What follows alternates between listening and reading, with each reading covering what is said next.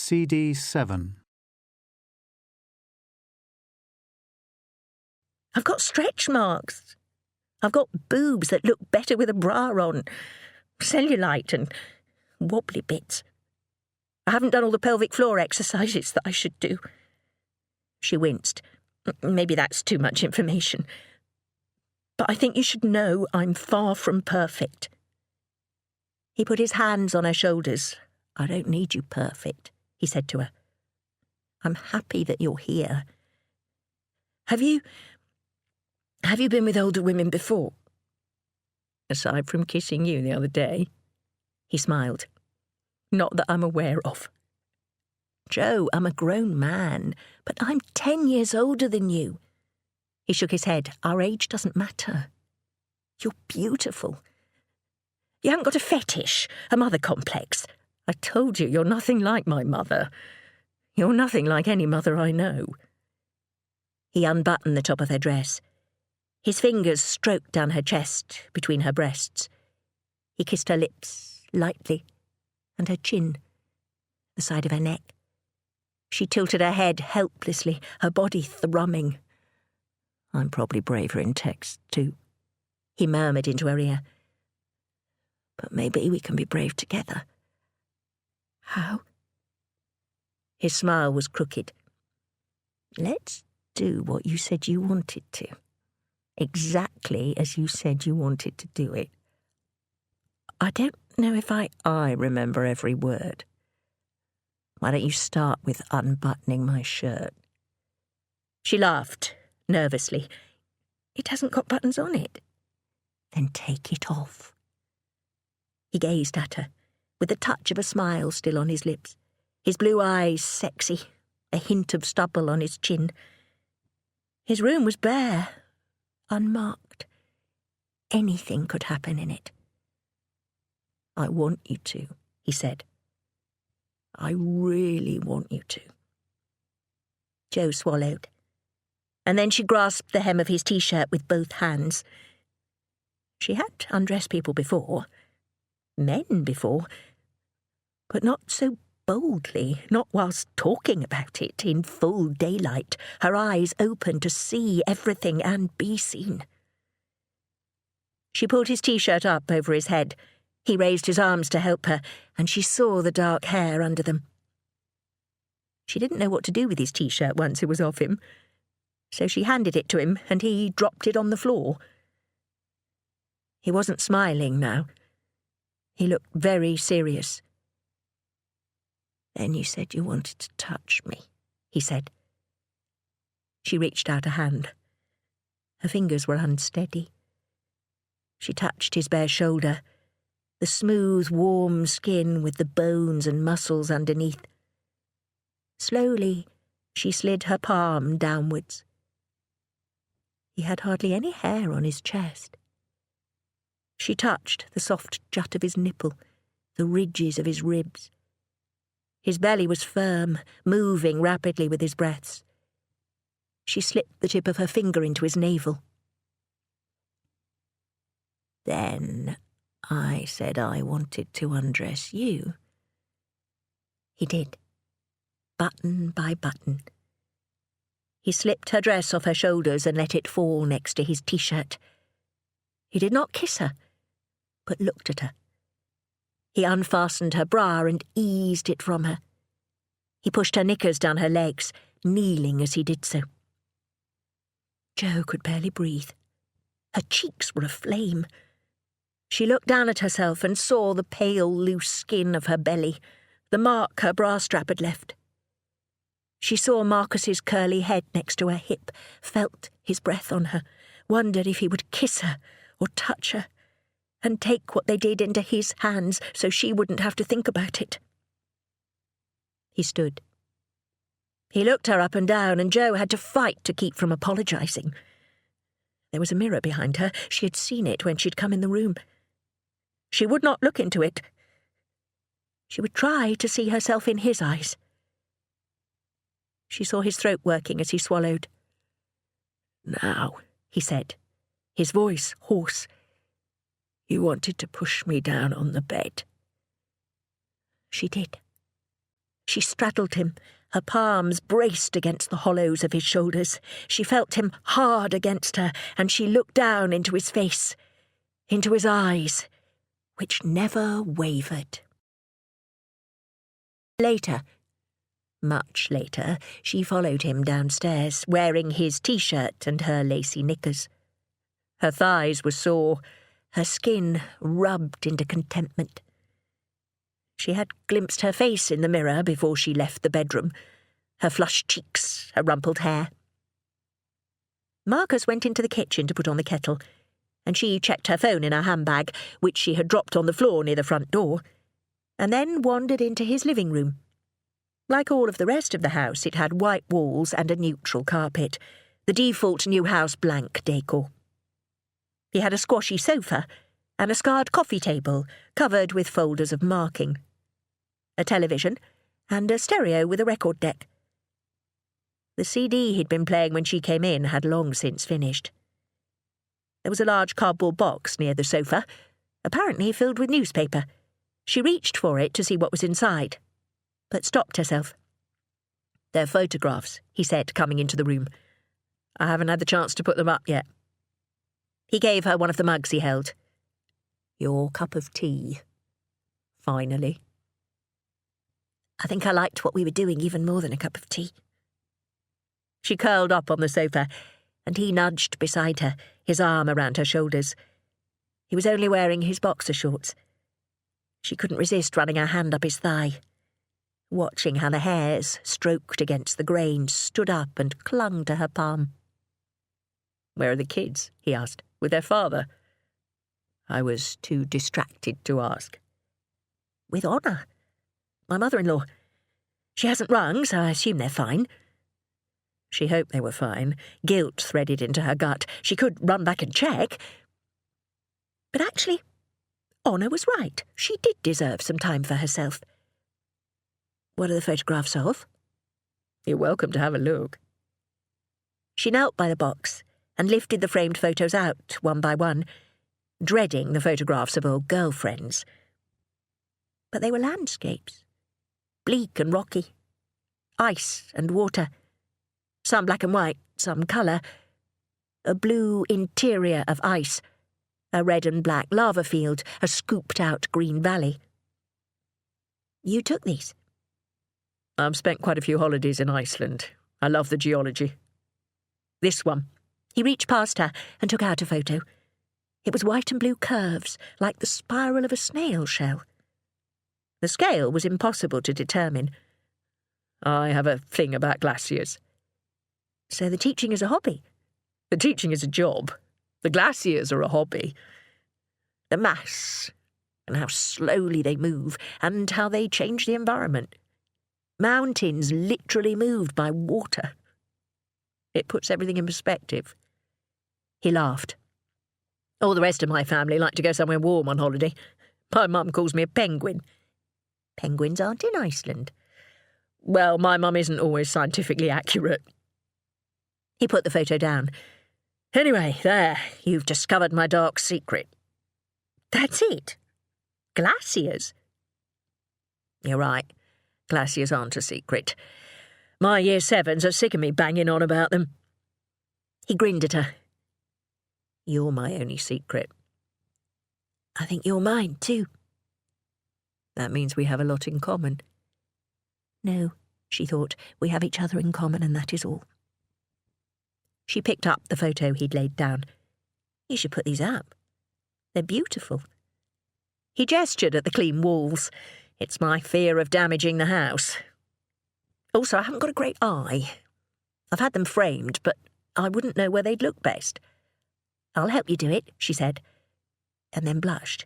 Here she was, at his house for the first time, having made love with him once and exchanged some texts, and she was pushing herself forward into his life, offering to help decorate his house, to help him become domesticated, as if she were his mother. "Like you need more jobs to do, right?" he said. "Come here." She went willingly onto his lap. He slipped his hand underneath his T-shirt that she wore. "You want to again?" she asked. And again, if we have time. He nuzzled her ear. Tell me a secret. Something about you I don't know yet. I'm only a mum, she said, kissing his shoulder, the hollow of his collarbone. I'm not the kind of person who sneaks out on a Saturday to meet her lover. I'm not either, he said. But now we both are. He laid her back against the cushions. When she let herself into her house, even later than that, her body weary and singing, Oscar and Iris were in the same position, bent over the tablet. You're back, said Honor. Did you have a good time? Marcus's hands on her breasts, his mouth on the curve of her hip. Suddenly she was conscious of her chin and neck. They must be red from the stubble on Marcus's face. Yes, very nice, she said, putting her hand over her chin, in a pose she hoped looked thoughtful rather than embarrassed. Have you had lunch? Not yet. Joe perched on the arm of the sofa, next to Oscar, and ruffled his hair. So fine and soft. You haven't been playing on these the whole time, have you? The birds hate the pigs, Mummy. No, said Iris. We've been fine, said Honor. It's just, normally we try to limit screen time. She winced as she said it. She knew it was her own guilt talking. Why? It's not recommended for children to spend too much time on the computer or watching television. It's also not recommended for children to be abandoned whilst their mother carries on a torrid affair with a next-door neighbour.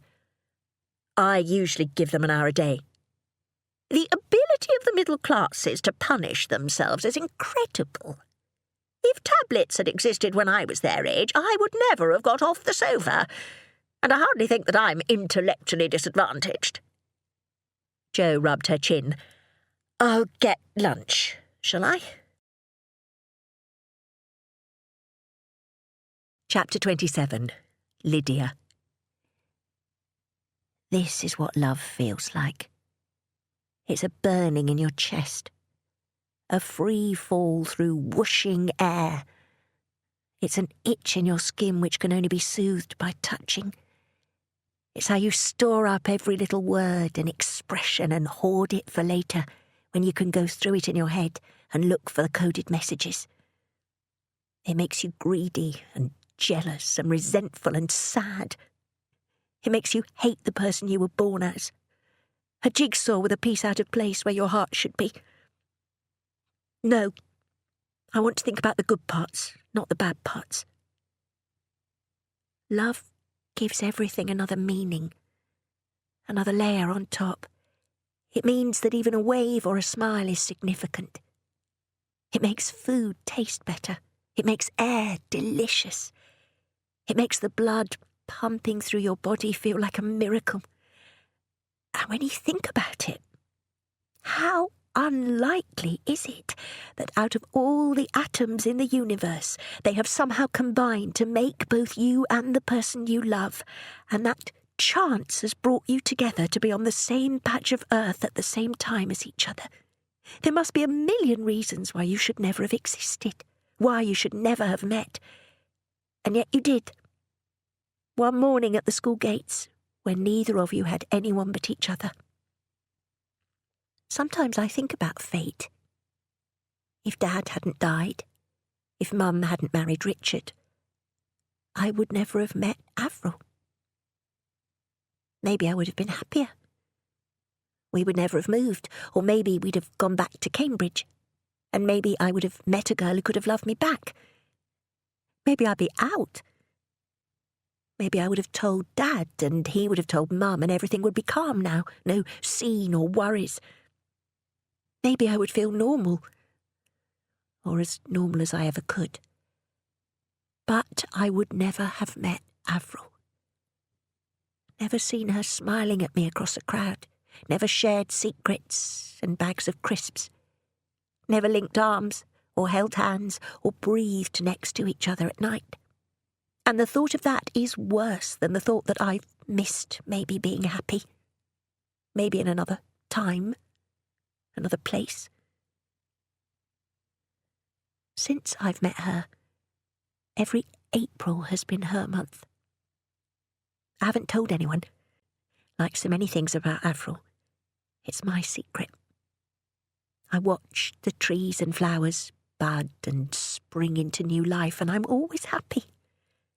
It feels like the world is starting over again, and that something has been renewed in me. If I love her, if I truly love her, I want to love her no matter what. I want to understand it for the miracle it is. I want to love her without being greedy, without being jealous, in a pure way, in the best way, without any consideration of my own happiness. Can you even love that way in the real world? When you're itching and burning and hurting, when all you want to do is scream and kick things and rail against the fact that Avril was born without that thing that I have that makes me love her. This is what love feels like. It feels hopeless and helpless, like holding onto a slippery rock in a churning sea. And I wouldn't give it up for anything. I wouldn't. "What are you writing about?" asked Bailey, and Lydia shut her notebook. "Nothing. Just some formulae." The bell had gone, and everyone else had left the maths classroom. But Bailey lingered by Lydia's desk. "It looked like words, not numbers." "I think better in words. Sometimes I write down the problems in words so I can understand them better." She stood and began shoveling her books into a bag. "I was wondering if you'd like to come over to mine today, maybe after school," said Bailey. Today? Seriously? Their last day before exam leave? Their last day of proper school ever before exams in the sixth form? "I don't know. I think I'm doing something with Avril." She was doing something with Avril. A party at Sophie's house while her parents were working late. It had been planned weeks ago. Harry would be there. "Avril could come too. I like Avril." "Everyone likes Avril," snapped Lydia, and walked out of the classroom, Bailey tagging along with her. "Well, just let me know," said Bailey. "You could stay for tea and stuff if you wanted. My mum makes this really good pizza. It's gluten-free, but you'd never know it." From the corridor behind them, a burst of laughter. It sounded like Erin's. "Maybe," said Lydia, and as soon as they got to the door of the maths block, she peeled away, walking rapidly across the schoolyard towards geography, even though it was break. She wanted a few minutes on her own. If worst came to worst, she could go into Mr. Graham's room. He never locked it, and she could pretend to be doing some extra revision. A group of Year Sevens came chattering out, and after them, Mr. Graham. He was reading something on his phone, and when he saw Lydia, he stopped, staring at her for a minute as if he couldn't quite place her. Then he smiled, as he always did. The younger kids called him Mr. Grin, because everyone knew the rule that new teachers weren't supposed to smile for the entire first term they taught at a school, so that all the students would think they were mean.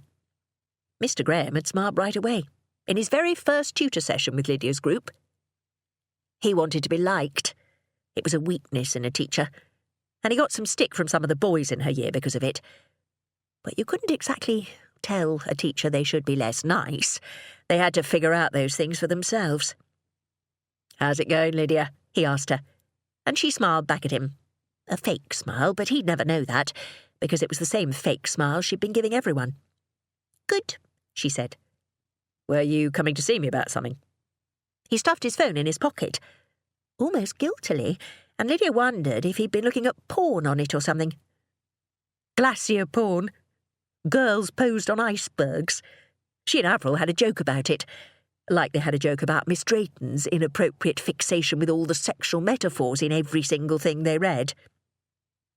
"No," she said. "I was just going to dump my stuff before the lesson." "Oh, OK. Go ahead, be my guest. I'll be back in a minute."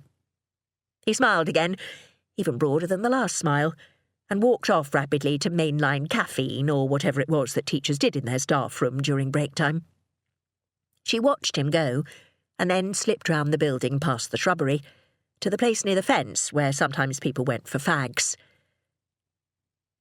She didn't recognise them at first. It was just 2 blue jumpers and a mass of dark hair leaning against the brick building, on the blank side without any windows. Then she saw his black trainers, her long legs, his hand up her top, rucking it up so that Lydia could see a glimpse of smooth belly. The abandoned bags with the keychain Lydia had given Avril lying on the ground. Then she saw their faces. Properly saw their faces, eyes closed, mouths pressed together. The bottom fell out of her stomach. She bit her lip to stop from making any noise and backed away. Their faces hung in front of her, the little moist sounds their lips were making as they snogged. Her back hit something. At first she thought it was a tree or a post, but then it laughed and she smelled stale cigarettes, and it was Winston Anthony saying, "Watch where you're going." Lydia fled to the girls' cloakroom. There was a queue. There was always a queue at break time, and more girls standing at the mirrors doing their hair, but she pushed through and took the final cubicle, ignoring the protests of the other girls. She sat on the toilet with her head in her hands while they complained loudly about her. She thought she might be sick. She knew they snogged. She knew it was happening. Why was it so bad to see it? His hand up her top, the way his legs were spread and planted on the ground as if he owned it. She sat there until the end of break, and then went to geography, where Mr. Graham said something to her that she didn't hear, and where Avril came in late, breathless and pink-cheeked. She poked Lydia on the shoulder as she passed, and Lydia just looked down at the practice exam that Mr. Graham had given back to her, as if she were more interested in his pencilled-in comments than in anything else. It was the last day of proper school, the last day they were still children. "So, can you?" Bailey was waiting for her outside the school gates. Avril had gone to Sophie's. All the girls had gone, but Lydia had pretended she needed to talk with Mr. Singh about something, so she told her to go on ahead with Erin and Sophie and she'd catch up. "Can I what?" Lydia asked. "Can you come over to mine?" Bailey was alone. She was still wearing those goddamn ankle socks. From the expression on her face, she had been thinking of nothing except for this question since she'd asked it this morning. Did she even know about Sophie's party? No, she couldn't. She had a round face with freckles, light blue eyes, and a crooked fringe, and in the inflection of her voice and the wrinkle in her forehead, Lydia could see every inch of her loneliness. Imagine being so eager for a friend that you had to wait by the school gates just to have someone to talk to. Imagine if being a puppy dog was preferable to being alone. Lydia had never been alone. Not since she'd met Avril at these same gates going in. Since then, she'd never had to be afraid of being alone. Until now. "Fine," she said to Bailey. "I'll come over for a while. I just have to text my mum." Bailey nearly sagged with relief, though she had the good sense not to show it for more than a split second. "OK, that's cool. Let's go." Lydia texted her mum as they walked, and Bailey got out her phone too and made as if she were checking it for messages, but there obviously wasn't anything there, so she put it back. Lydia considered texting Avril, but she couldn't think of anything natural to say, anything normal. Anyway, Avril wasn't likely to miss her if Harry was there. "My mum will be at work," Bailey told her. "She works in IT, and my dad is an engineer. What about your mum and dad?" "My mum doesn't work and my dad is dead." "Oh," said Bailey. "He died 10 years ago." "Oh, OK," said Bailey, clearly relieved. "What did he do before that?" "He was a lecturer in physics at the university." "We used to live in Southampton," said Bailey, "before we moved here. My mum never minds if I have friends over. I used to have lots of friends over every day when I lived in Southampton." "Uh-huh." "And we used to have pizza parties and sleepovers and stuff. I was really sorry to leave all my friends behind in Southampton, but we still stay in touch." Lydia nodded. Bailey, emboldened, continued. "I used to have this one friend, Susanna. You would have loved her. She was really sporty and clever and fun. We used to go shopping together, just hanging out and meeting other friends for the whole day, on a Saturday. And we used to go to concerts and stuff. Lydia glanced at her from the corner of her eye. Did this Susanna actually exist? And if she did, was she really Bailey's friend, or just someone that Bailey wished were her friend? "What kind of concerts?" she asked. "Oh, you know, everything. Susanna's dad played in a band, so he knows lots of musicians, and we used to go to these local gigs for free. We were going to maybe go to Reading Festival together this summer, but then we had to move. We might still go, though." "Uh-huh. Maybe you could come if you wanted." "Maybe." "You would like Susanna. I think you would be friends. And I had other friends, too. There was this one girl. Erin really reminds me of her. Do you think that Erin would think it was funny that I knew this girl in Southampton who was a lot like her?" "How was she like her?" "You know, she was pretty like her. And popular. Always laughing, you know. Here's my house. It's this one here. It's really close to school, which is handy. That's why my mum and dad chose this one, though we looked at loads of them." Bailey's house was a semi-detached brick cube with diamond-paned windows, older than Lydia's and smaller, with a neatly trimmed lawn for a front garden and several inoffensive hedges near the white PVC front door. There were no cars parked in the drive, and nothing to distinguish it from the other houses on Tennyson Road. Bailey took a key out of her satchel and unlocked the door. "Want a Coke?" Lydia followed her through to the kitchen. Breakfast dishes were still in the sink, and the refrigerator sported a large collection of novelty magnets in the shapes of pigs. "Wow, someone likes pigs," commented Lydia. "Oh, I know, it's my mum. She's crazy about them. She has pigs on everything. It's pretty sad, actually. Want to come up to my room?" "OK." There were framed cartoons of pigs on the staircase wall. Near the top there was a large one, of 3 pigs, 2 large and 1 smaller. The caption read, "3 little pigs, Alan, Charlotte, Bailey." Lydia didn't see any particular resemblance to Bailey in the littlest pig, but she thought about Bailey posing for this picture with her mum and dad, all the time knowing that she was going to be drawn as a pig, not as herself, and she felt a wave of pity for Bailey, stronger than anything she'd felt so far. "We can listen to music if you want," said Bailey, pushing open the door to her bedroom with her elbow because she was holding cans of Coke in her hands. "What do you like?" "What do you have?" "Oh, I can just find anything on Spotify." She put the Cokes on the bedside table and opened up her laptop, which was on her bed. The duvet cover had pink polka dots, like a little girl's. There was a matching shade on the bedside lamp and a pink fluffy rug on the floor, a collection of cheap makeup in front of the mirror. The walls were magnolia, and there was only one poster on the wall of 5 Seconds of Summer. It was pristine. "You like 5 Seconds of Summer?" Lydia asked. She felt Bailey gauging her quickly before the other girl replied. "Oh, I used to. That's an old poster. I'm so over boy bands, you know." "Fair enough." "Susanna used to love them. She bought me that poster." "Why don't we listen to one of the bands you've seen at one of those gigs in Southampton? Did you buy the CDs?" "Oh, yeah, but the CD player on this is broken. I'll just go on Spotify. What do you like?" "I like 60s and 70s stuff mostly. The Rolling Stones, the Kinks, Aretha Franklin." "Really?" There was a slight note of scorn in Bailey's voice. "Nothing new?" "My dad was crazy about all of that music, and I still have all his CDs. I listened to them a lot, so it just became my favourite." Bailey shrugged. "OK, that's cool. I'll make a list." She cracked open her Coke and sat on her bed, fiddling with her laptop. "Athena who?" "Aretha. Aretha Franklin." There was nowhere else to sit, so Lydia opened her own Coke and sat next to her. She looked around the room.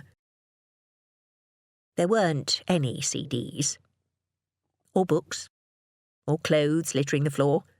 There was nothing to show anything of Bailey's personality except for the little girl pink things, and the one poster that you could buy off any website. Nothing different from any other teenage bedroom anywhere else in the world. She wondered where Bailey's stuff was, if it was crammed into the wardrobe or hidden underneath the bed in case someone actually came round. She wondered if Bailey had planned to invite her since this morning, and she prepared her room especially. There was nothing here. Nobody. The pigs lining the rest of the house were weird, but they were at least something. This room reflected no personality whatsoever. She sipped her Coke and watched Bailey's profile as she chose songs online from the list that Lydia had given her. She saw all the hours that Bailey must spend in this room alone, experimenting with that makeup, maybe surfing the net to keep up with people she used to know in Southampton, if they even existed. She was lonely, and working so hard to hide. What? "Those boys teasing you," she said suddenly, though she hadn't planned to talk about it. "You shouldn't let it show that it bothers you. If they don't get a rise out of you, they'll stop." "Oh, I know," said Bailey, not looking up from her laptop, but colouring. "Basically, you just have to give them nothing to talk about," Lydia continued. "Either that or just not give a shit at all." "I don't give a shit." "You do," Lydia thought. "You give an enormous, colossal shit. And that's exactly what makes you their target." It made Lydia feel sad. "There," said Bailey, and the laptop started to play I Can't Get No Satisfaction. She put it on the bedside table, under the lamp, and settled back on the bed next to Lydia, their backs against the wall. Their shoulders just touched. Lydia looked down at their legs, hers slim and tanned, Bailey's pale and shapeless, with those crumpled white socks. "You know," she said, "your legs would look even longer if you folded down your socks. Or didn't wear any." "Do you think so?" "Definitely. And if you found black ones, they'd be even better. See what I do with mine? I fold them down over my heels so they don't show." Lydia toed off her shoe and showed Bailey. "Maybe I could try that. Yeah. And Avril showed me this thing you can do with eyeliner, so it doesn't even look like you're wearing it, but it can really make your eyes look bigger. I can show you if you want." "Yeah, okay." Bailey sounded quite pleased. She took off her own shoes and tried folding her socks over her heel like Lydia did. Lydia wasn't so foolish as to think that socks alone were going to make much of a difference to Bailey's life, but maybe if she felt more confident, if she looked like less of a victim, she would be able to resist the name-calling better. She might be able to make some of her own friends instead of having to tag along with Lydia. Or maybe she could just relax and be herself. "I don't think my legs are ever going to look as long as yours," said Bailey. "Well, that's because I run." "Ooh, I could never run." "Well, it's not so hard, really. And after the first couple of times, it's fun. You just put on music and zone out. The girls on the cross-country team are pretty nice. You'd probably like some of them. It's an easy way to make friends." I'm not sure I could do it." "You can come running with me sometime. I'll help you." And that would not be fun, but who knew? Maybe Bailey would take to it, and she might join the team next year and make some friends. "Maybe you'll need Bailey as much as she needs you," said a little voice in Lydia's head. "If Avril keeps going out with Harry." "Is Erin on the team?" asked Bailey. "Erin? God, no. She doesn't like being seen when she's sweaty." "I wonder if I should mention to Erin that I know this girl who is just like her, in Southampton." "Maybe," said Lydia doubtfully. "Could she be mean sometimes, like Erin?" Bailey looked at her in confusion. "I thought Erin was your friend." "Yeah, ignore me. Do you want to try the eyeliner thing?" Bailey nodded and got up to fetch her makeup. I Say a Little Prayer came on as she sat on the bed, cross-legged, facing Lydia. "This isn't bad. Sort of retro." "Yeah, it's one of my favourite songs." It was the song she played when she thought of Avril. Sometimes on her iPod, over and over and over again, as if playing it and listening to it were a prayer of its own. Avril and Harry snogging in the bushes behind the geography block. She swallowed hard. "Anyway, close your eyes," she said, picking out an eyeliner. Bailey tilted her head up so that Lydia could work on her. Lydia was slightly taller. Bailey wasn't that bad looking. Her face was round, but her skin was good, smooth with hardly any spots. The paleness that looked pasty on her legs was more delicate on her face. Blue veins traced faint lines under her eyes. She had some freckles on her nose, and her eyelashes made fans on her cheeks. Her lips were plump, slightly open as Lydia stroked the eyeliner on her eyelids. Lydia put her left hand on the side of Bailey's face to steady it. She'd done this same thing with Avril, her heart pounding so hard she could barely draw the eyeliner on. She'd allowed her thumb to briefly caress her cheekbone. Avril hadn't seemed to notice, but Lydia had wondered if she'd liked it. She did the same thing with Bailey, feeling how soft her skin was. And then she felt silly. "OK, open your eyes and look up now, I'll do the bottom." Bailey opened her eyes, and she met Lydia's gaze for a second before she looked up. Her irises were pale blue, and her breath feathered on Lydia's wrist as she drew a fine line. Lydia was suddenly conscious of the pulse beating in Bailey's throat above her school shirt, how their knees were brushing each other as they sat close together on the bed. "I know what it's like to feel that you don't belong," Lydia said, keeping her voice conversational. "I feel that sometimes too." Bailey was still looking up at the ceiling. "But you'll find someone who understands you," said Lydia. "You have to. There has to be someone. It would be too unfair if there wasn't." She'd finished drawing on Bailey's eyelids. She hadn't done a great job, to be honest. But Bailey was still staring up at the ceiling. "I don't know who it is," whispered Bailey. Her bottom lip wobbled. Lydia dipped her head and kissed her on the mouth. She was thinking of Avril, of sitting beside Avril as Avril cried, of sharing a bed with Avril as Avril slept, of the weekend at the seaside when she and Avril had sat side by side on the beach at night and made different wishes on the same shooting star. Thinking of Avril, kissing Bailey, her heart hammering and tears burning in her closed eyes. Bailey's lips were slightly sticky. They were plump, softer than the lips of the boys that Lydia had kissed because she was pretending. Her skin was entirely smooth. Her breath tasted of coke.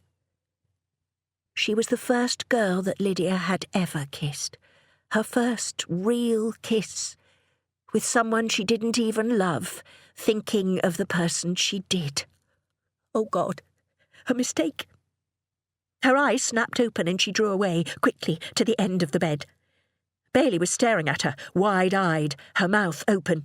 "I'm sorry," said Lydia. "That was a stupid thing to do." "I don't," said Bailey.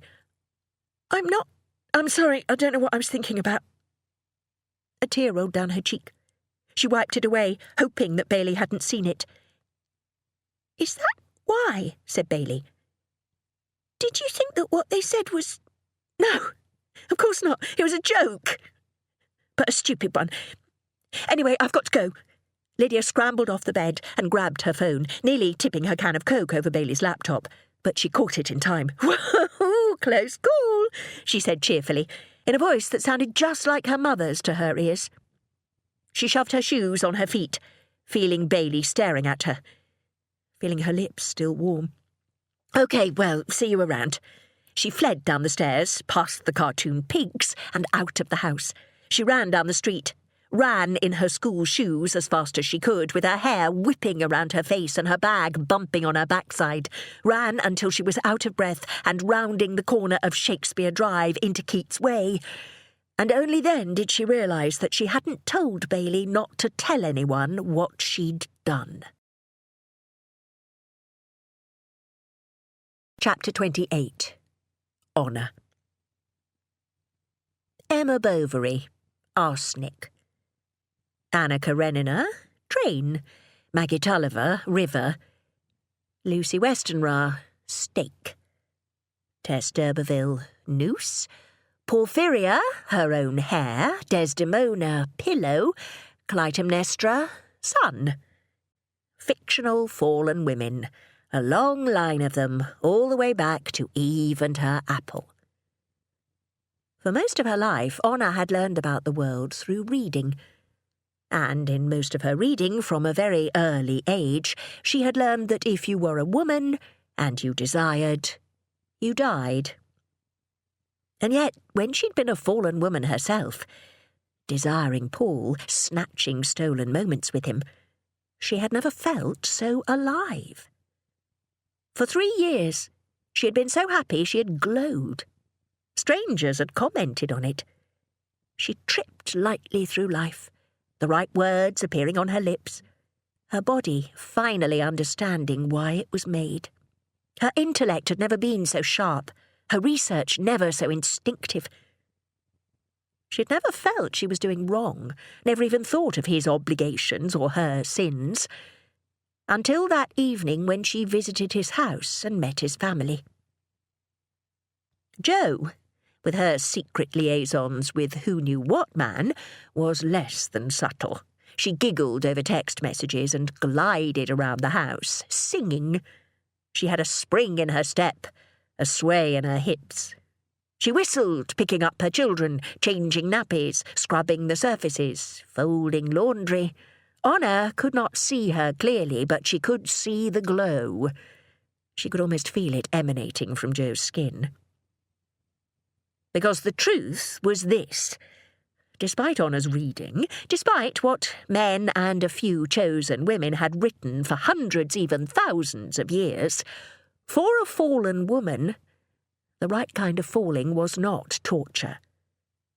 It was the best part of life. And for most fallen women, the punishment wasn't death. It was living long after the falling was over. They only read one Christmas card at a time. Sometimes she had Lydia read the letters twice through. And then after she was gone, Honor pored over them again, the words jumping but familiar enough, memorised. Last night Lydia had read her this.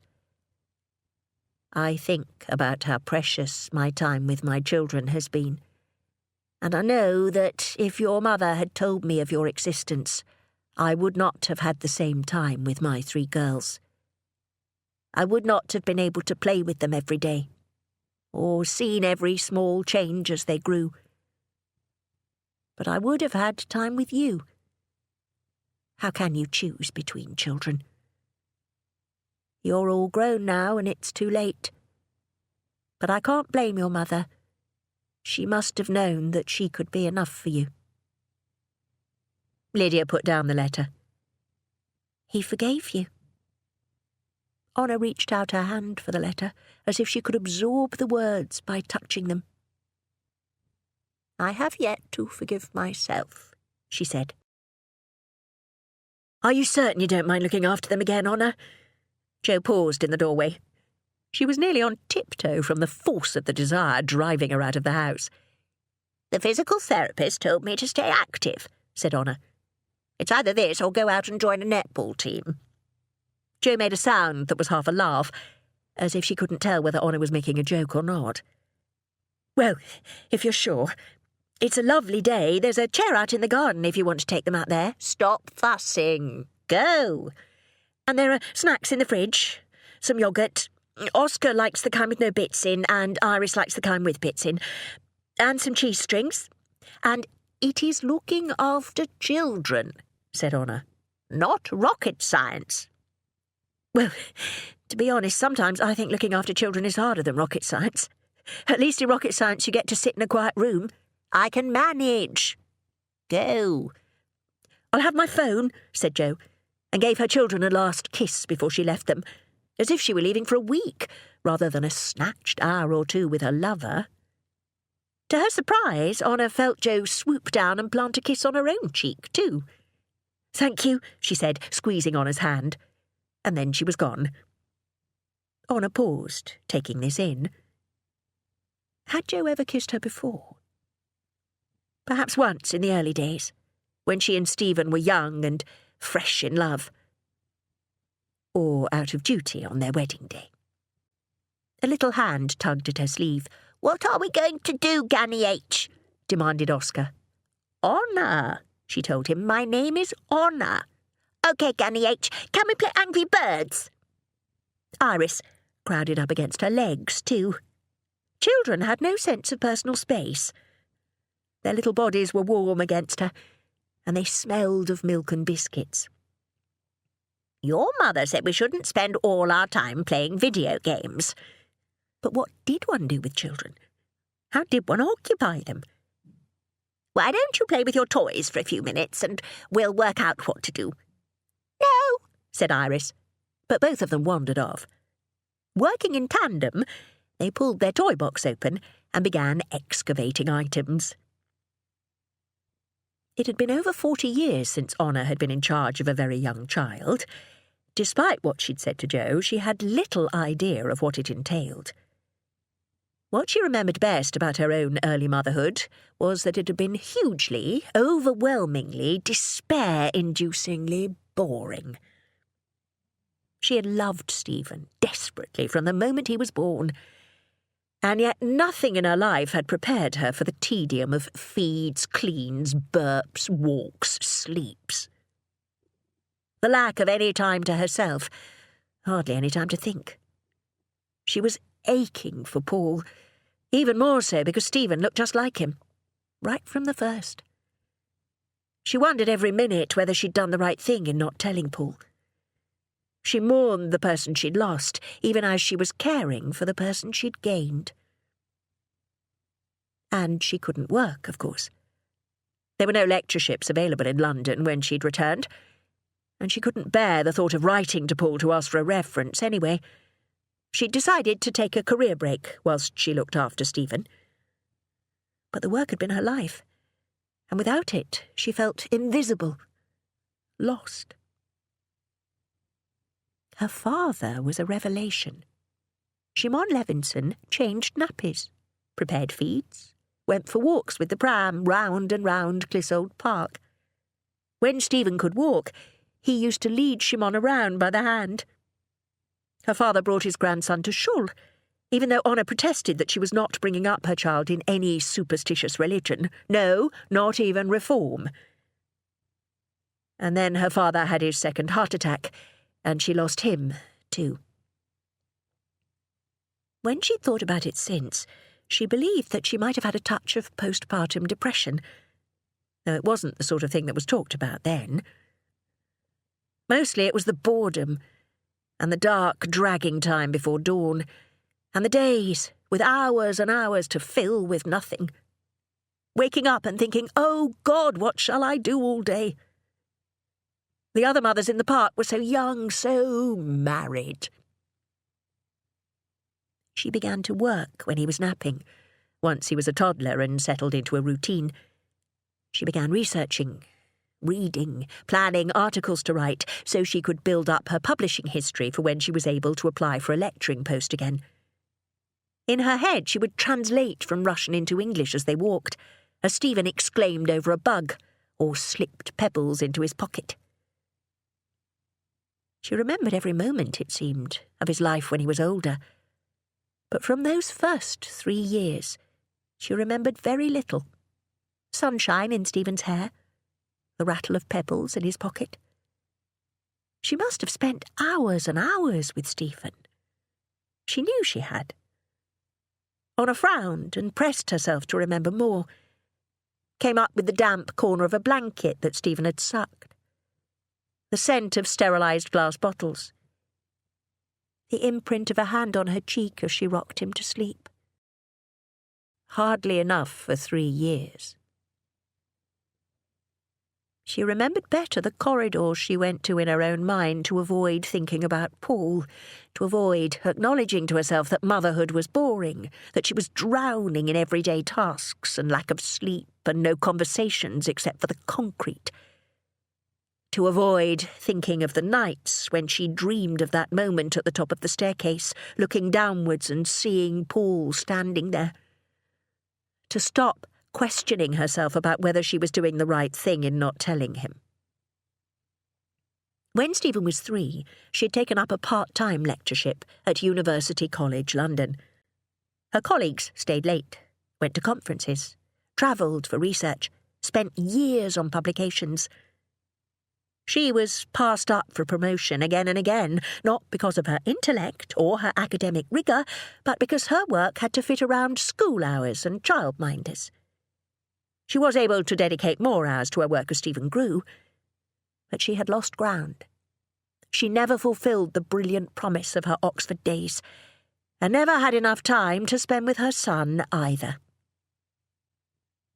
Oscar and Iris were doing something complicated with wooden bricks, something that required Oscar to give his sister orders, and for her to scurry back and forth with more and more bricks, fetching and carrying and dropping. Had she got down on the floor and played with Stephen, as Jo did with her children? Perhaps she had sometimes and didn't remember it now. She hadn't. She had read with him, and talked with him, and when he was older they'd gone on long walks together, to galleries, to libraries, through the cemeteries to learn names and dates.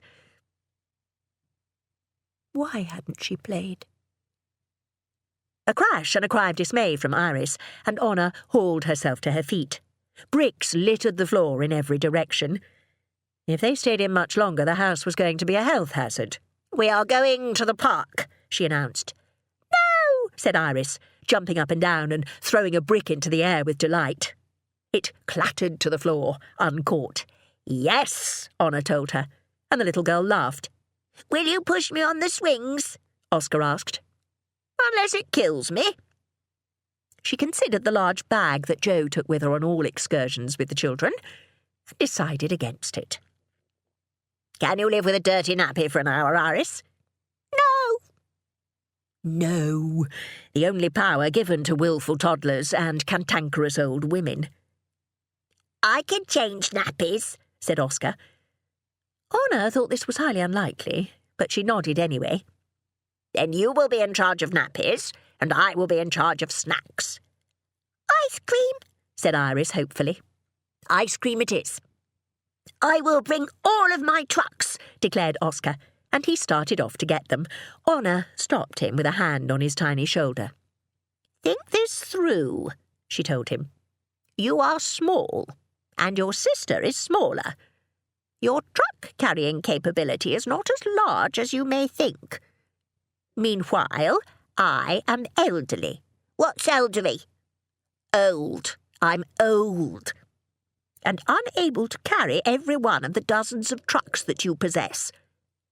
"Not if we take your purple scooter," suggested Oscar slyly. She put out her hand to touch the top of his head. He was very short, sturdy, with his mother's gingery hair and his father's husky voice. He wasn't related to Honor at all, which was perhaps why she had no impulse to correct him. What she did with him and said to him was unlikely to matter. She would probably be gone by the time he was of an age to remember her. "You," she said with new respect, "will go far in life. I will go to the park." "No!" yelled Iris. She jumped up and down and shook her head, her dark curls bouncing. "No! No! No!"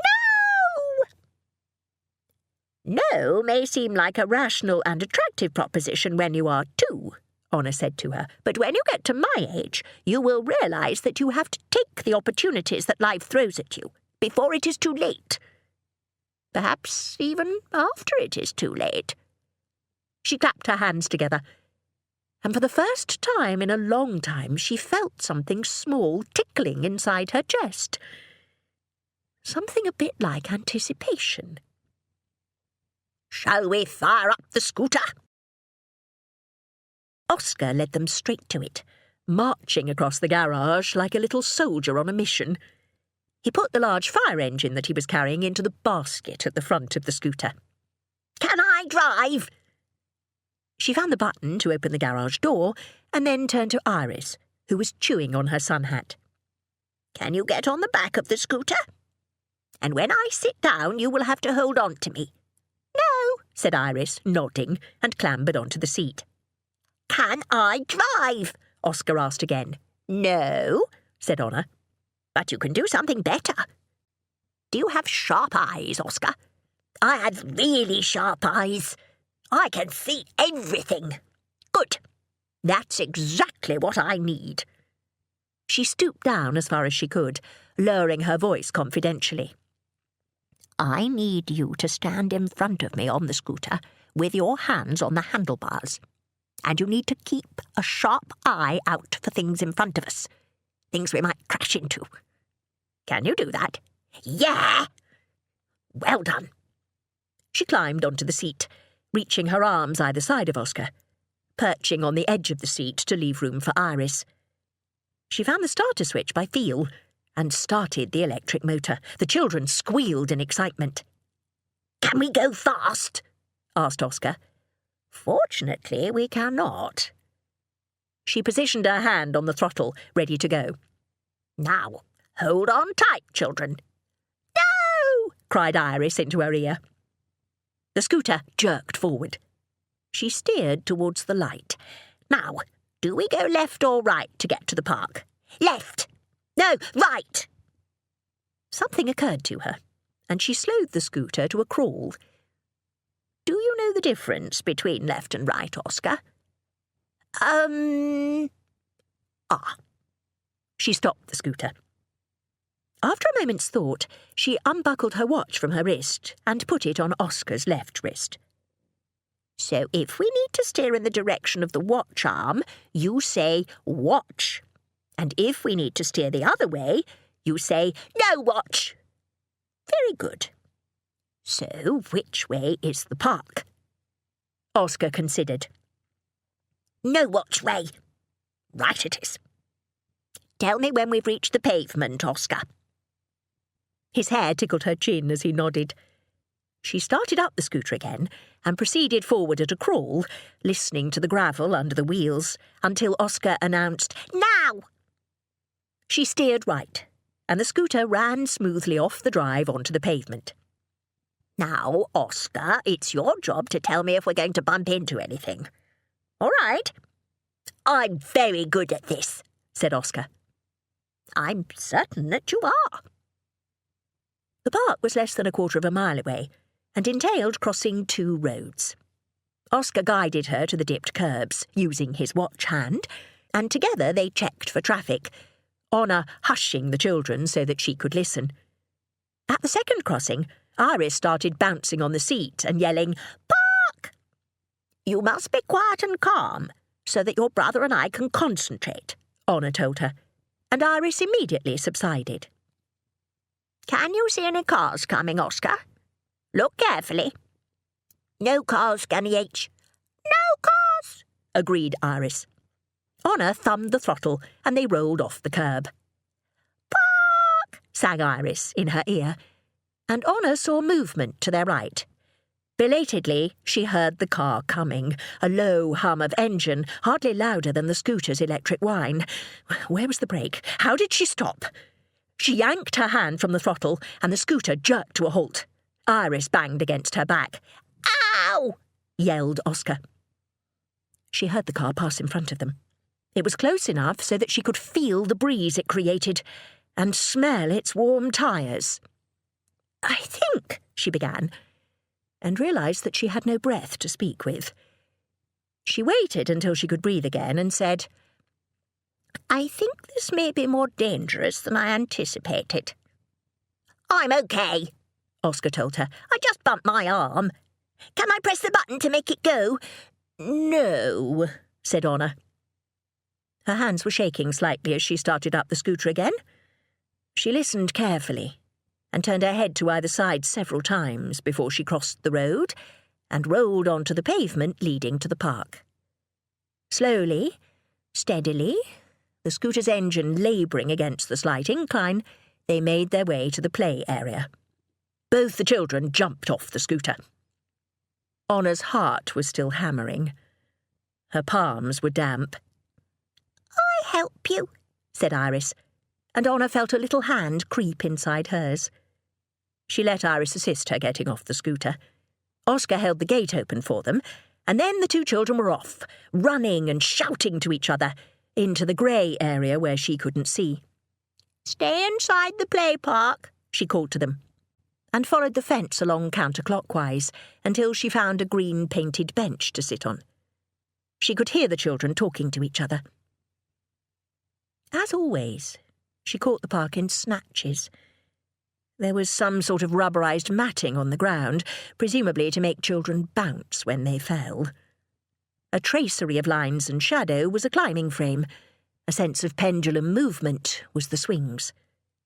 She tipped her head up and felt the sunshine on her forehead and cheeks, letting it calm her. Little footfalls and chatter and laughter. They had made it safely, and they would make it back.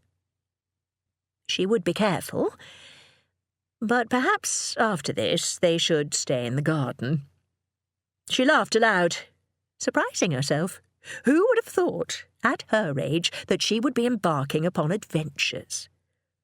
Or that those adventures would be so small and yet so important. Someone sat beside her, and she heard a conversation between two mothers about their holidays, the renovations that Mother Number 1 was doing to her house, the car that Mother Number 2 was planning to buy. This was closely followed by what both of them were planning to cook for tea tonight, and a detailed exploration of what each of their toddlers would and would not eat. Allegedly, Liam would not eat any food that was not white, whilst Ella would not touch anything that could not be spread with Nutella, because it rhymed with her name. If this was the level of discourse that Jo had to tolerate on a daily basis, it was no wonder she was carrying on an affair. "Ice cream, Granny H," said Iris's voice suddenly close beside her. "Can you take me to the ice cream van?" she asked, and was answered by Iris clasping her hand again and tugging.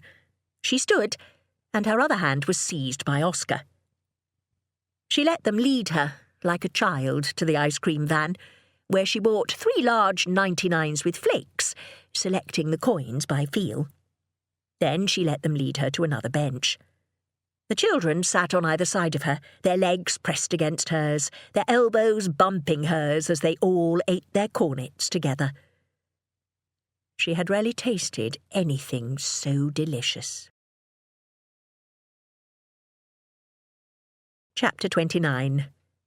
Lydia. It was strange having this weight of stuff to do, all the revision for the exams that would determine the rest of her life, but nothing to do right this very moment. Nothing to do but think. Lydia coloured in her revision timetable with the highlighters that Mum had bought for her, took a shower, styled her hair. She rearranged her collection of Averil's cranes that sat perched on the shelf over her desk. She'd lost 1 or 2 in the move upstairs, but there were still a lot of them, all different colours and sizes. Their wings trembled as she moved them, delicate and beautiful. She felt like she'd betrayed their friendship by kissing Bailey. How crazy was that? This room was so quiet. You couldn't hear anything that was going on downstairs, nothing at all. All the noise used to annoy her, but now she missed it. She felt cut off from everything. "I just want to be normal," Avril had said. "Is that so wrong?" "Promise to always tell me the truth." Lydia sighed and reached for her running clothes, but then she thought twice about it and went downstairs to Granny H's room. "Come in," said Granny H to her knock. But when she entered, her grandmother was lying on her bed, fully dressed, her eyes closed. "Are you taking a nap?" Granny H didn't open her eyes. "No, merely revisiting some memories." "Where's Mum?" "She is outside with her friend Sarah and the children." "Oh. I was just taking a break from my revision, and I wondered if you wanted to read another letter?" "We only have one left." "We can read it later, there's no hurry." But Lydia wanted to read it now. Avril hadn't answered her texts. She was losing her. She wanted some connection, something to feel that she belonged, that she was necessary in some way. even if it was reading letters from a man she'd never met to a grandmother whose life was largely a mystery. They're in the desk. Lydia found them in the top drawer. End of CD 7. CD 8. If it had been her, she would have opened them all up at once and read them. But Granny H seemed to want to eke them out. She supposed that if that was all you had of someone you loved, you had to make them last, like a collection of paper cranes. She took out the last unopened one and drew a chair close to the bed before she opened it. "It's another Robin card," she said. "In fact, I think it's the same Robin card as he used the year before. Maybe he had a lot left over. Don't you want to look?" I can imagine it. Please read it to me. Lydia opened the card. It was dated 2 years ago, and she wondered again why Paul Honeywell, her grandfather, though it was hard to think of him that way, had stopped writing. Had he died? Or had the letters just stopped being forwarded? Or had he got so tired of writing without a reply, so tired of trying and trying, that he'd given up? She thought of the paper cranes again, and she had to clear her throat before she began reading the letter aloud. "Dear Stephen, do you receive these letters, I wonder? Year after year I write them, and I picture you throwing them straight in the bin. I suppose I'm writing them for myself rather than for you, perhaps to assuage my guilt at never knowing you. Even choosing to write them in Christmas cards is selfish, because my family would never notice them in the outflux of post. But you're Jewish by birth and might not even celebrate Christmas. All of these letters might be nothing more than an unpleasant reminder for you of a person you never knew. Forgive me. Even though I may write these letters out of selfishness, I've tried not to be self-indulgent in them. But this has been a difficult year. Wendy died in the spring. Cancer. She was a good woman, Stephen. I didn't deserve her, and I tried to be the best husband I could to her, which meant that I was no kind of father to you. In all our years together, I was only unfaithful to Wendy once, in either thought or deed, and that was during those years when I was with your mother. Every day I was with Honor, I wished that I'd met her first, before Wendy. In some ways I still wish it, though I was never brave enough to act upon it. I loved your mother more than life. I loved her more than any person except for my children. She was sharp and vibrant, in full colour compared to everyone else, and when I looked at her, I saw the other half of myself. Lydia's voice stopped in her throat. On the bed, Granny H did not move. Lydia would have thought she had fallen asleep, except there was a fierceness about her, despite the fact that she lay on her back, eyes closed. I was the weak one in that relationship, and I was the weak one in my marriage too. All of my love seems to be laden with guilt. And now I really am being self-indulgent. I refuse to feel guilty about your existence, Stephen Levinson, or for the fact that I write to you, without any hope of return. You are one of my children, and I love you for that. And I love you for your mother's sake. Your father, Paul Honeywell. Granny H drew in a long breath and let it out. Lydia folded the letter. The dark writing seemed too much to look at, too naked on the white of the card. They sat, for some time, in silence, except for the sounds of Mum and Sarah and the children in the garden. So, said Granny H at last. Yes. Slowly, she sat up on the bed. Her eyes, now open, stared straight ahead, and seemed to be seeing someone other than Lydia, someone whom she loved, and who loved her in return. So much so that they had spent nearly 3 of Lydia's lifetimes apart, thinking of each other. "I'm gay." Lydia blurted it out, without knowing she was going to. Granny H blinked. She turned her head and looked Lydia up and down in that odd, sideways manner she had about her these days. "I'm gay," Lydia said again. "I like girls, not boys." "I know what gay means," said Granny H, but she said it gently. "Have you known for some time, or is this a new discovery?" "I've always known, I think. Don't tell Mum." Granny H frowned. "Why not?" "You don't think she would be so foolish as to disapprove, do you?" "No, not exactly. I mean, not at all. But she'd say, I know what she'd say. She'd tell me that everything is all right and it's all going to be fine. That one day I'll look back on my feelings and wonder why I was so confused and hurt, and it will all have just been a blip on my way to future happiness." "I think that is exactly what she would say. And yet it's not what you want to hear." "No. Because I don't want to have felt all of this for nothing. I don't want it to be a blip, part of the happy story that Mum makes up about the world. It's real." She sounded hoarse and frantic to her own ears. Granny H held out her hand, and Lydia went to her, sat beside her, let her hold both her hands in her papery, dry, soft palms. "It is real," agreed Granny H. "And it is not a happy story, not all the time. But there are compensations." Granny H held her hands, and they both listened to Osk and Iry playing outside. A high peal of giggling and the thunk of a ball against the side of the house. It sounded like another world. "If his wife has died, you could see him again," said Lydia. "You mean that his wife was my blip?" Honor's voice was dryly humorous. "You are more like your mother than you admit." Lydia blushed.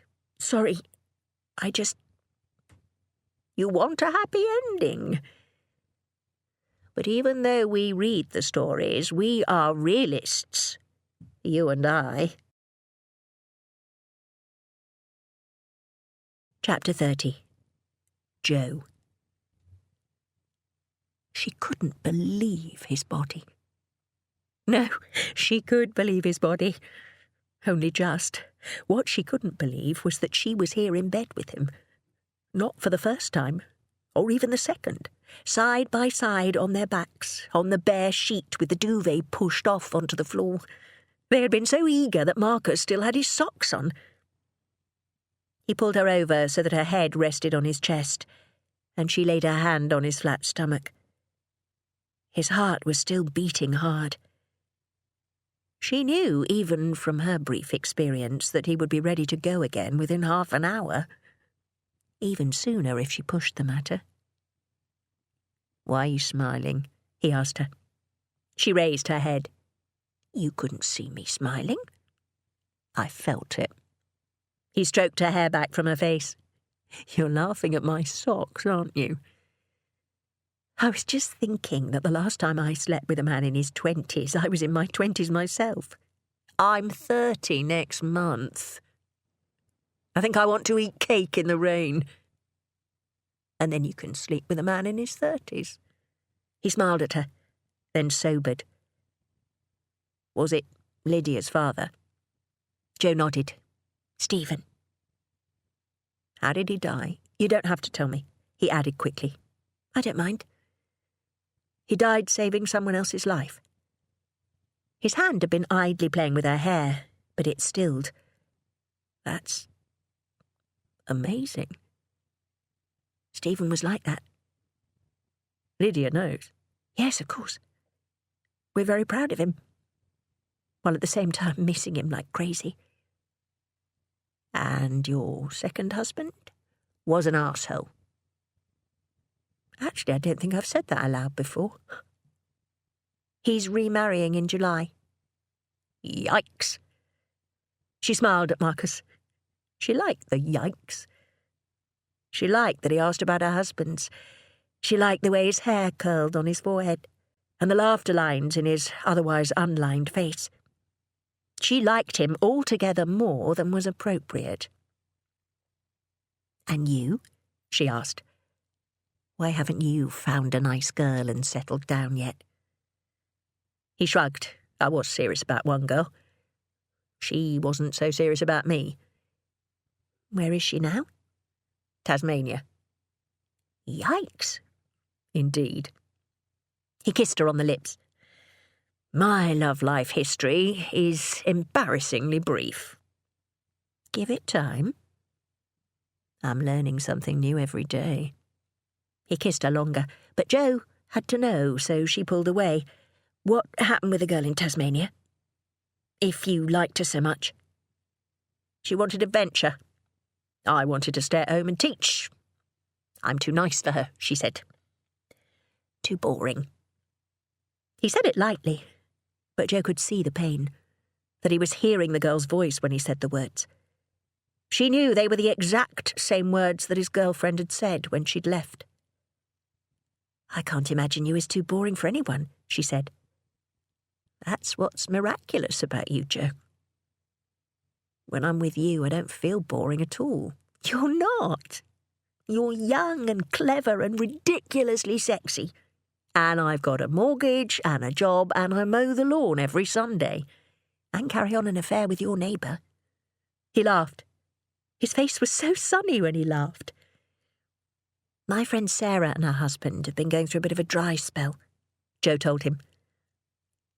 "I told her that maybe she should send him some sexy texts, spice things up a bit." "Did it work?" "He came home and demanded to know who she was having an affair with. He thought she'd sent them to him by mistake. But they had good make-up sex, so I suppose it did work." "You've told Sarah about us, then?" No."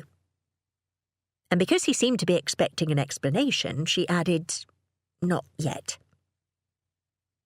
He was watching her.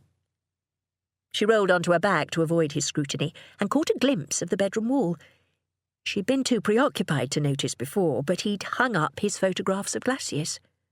6 of them, across the wall of his bedroom. They were windows to other worlds. "Oh, you hung them up?" "It took all morning to get them straight." "They're beautiful." "You're beautiful." He drew her closer against his naked body and ran his fingertips lazily across her skin. "Tell me something else about you. Not about your husbands or about your friends. About you. What's your secret ambition?" She squirmed. "What's yours?" "Polar explorer. Not going to happen. I'm not rich enough and too attached to my toes. I have to make do with a fortnight on a glacier every year." "You can forget that humanity ever existed. I think that's why I like it so much." "What's your secret ambition? Stop avoiding the question and tell me." "I used to want to go to university and train as a teacher." "You'd be good at it." "You could do that in a year or 2. Once the children are both at nursery, you could do it now, part-time in the evenings, and then you'd be ready to work when Oscar and Iris were in school." "No, it's been too long since I studied." "I probably wouldn't be any good at it. Anyway, I'm always exhausted as soon as the children go to bed." "You don't seem exhausted to me." "Well, I'm sleeping these days," she said, and was immediately surprised that she'd said it. He propped himself on his elbow. "What do you mean, these days?" I often get a bit of insomnia this time of year." "Why this time of year?" "It's the..." She swallowed. "It's the anniversary of Stephen's death, at the beginning of June. I wake up in the night and I think... Oh, this is going to sound really morbid." "You think of what, Jo?" he asked her quietly. "I think of what his last moments were like. Whether he was frightened, I wasn't there, but I hear him screaming sometimes. His arm tightened around her. It wasn't perfect, our marriage, she said. We had some difficult times. Honor idealises him, and so does Lydia. And that's fine. It's wonderful, actually, that they can do that. But sometimes I feel as if I'm the only one who knows the truth. And I have to keep it together for other people. And for Stephen. Because he wouldn't want us to be sad. Those are the kinds of things I think about late at night when I can't sleep. But you said you were sleeping these days. Yes. She smiled at him. I'm sleeping much better. You're to thank for that. I'm glad. He sat up. Are you hungry? I'm starving. I was on lunch duty and I never managed to eat anything. I have to get home and make the children's tea. I've learned something about you by now, Jo. You've done their tea already. It's just waiting to be warmed up. Yes, but Honor... He tilted up her chin. Ring her. Say you've been delayed. Come out with me for dinner. Dinner? Yeah. You and me with our clothes on, talking to each other. Maybe a glass of wine, like grown-ups. Fancy it? She fancied it so much she could taste it. We can't do that. Why not? Lydia? Your teaching position? Damn it, you remembered. A kiss. We could go out of town. A little country pub.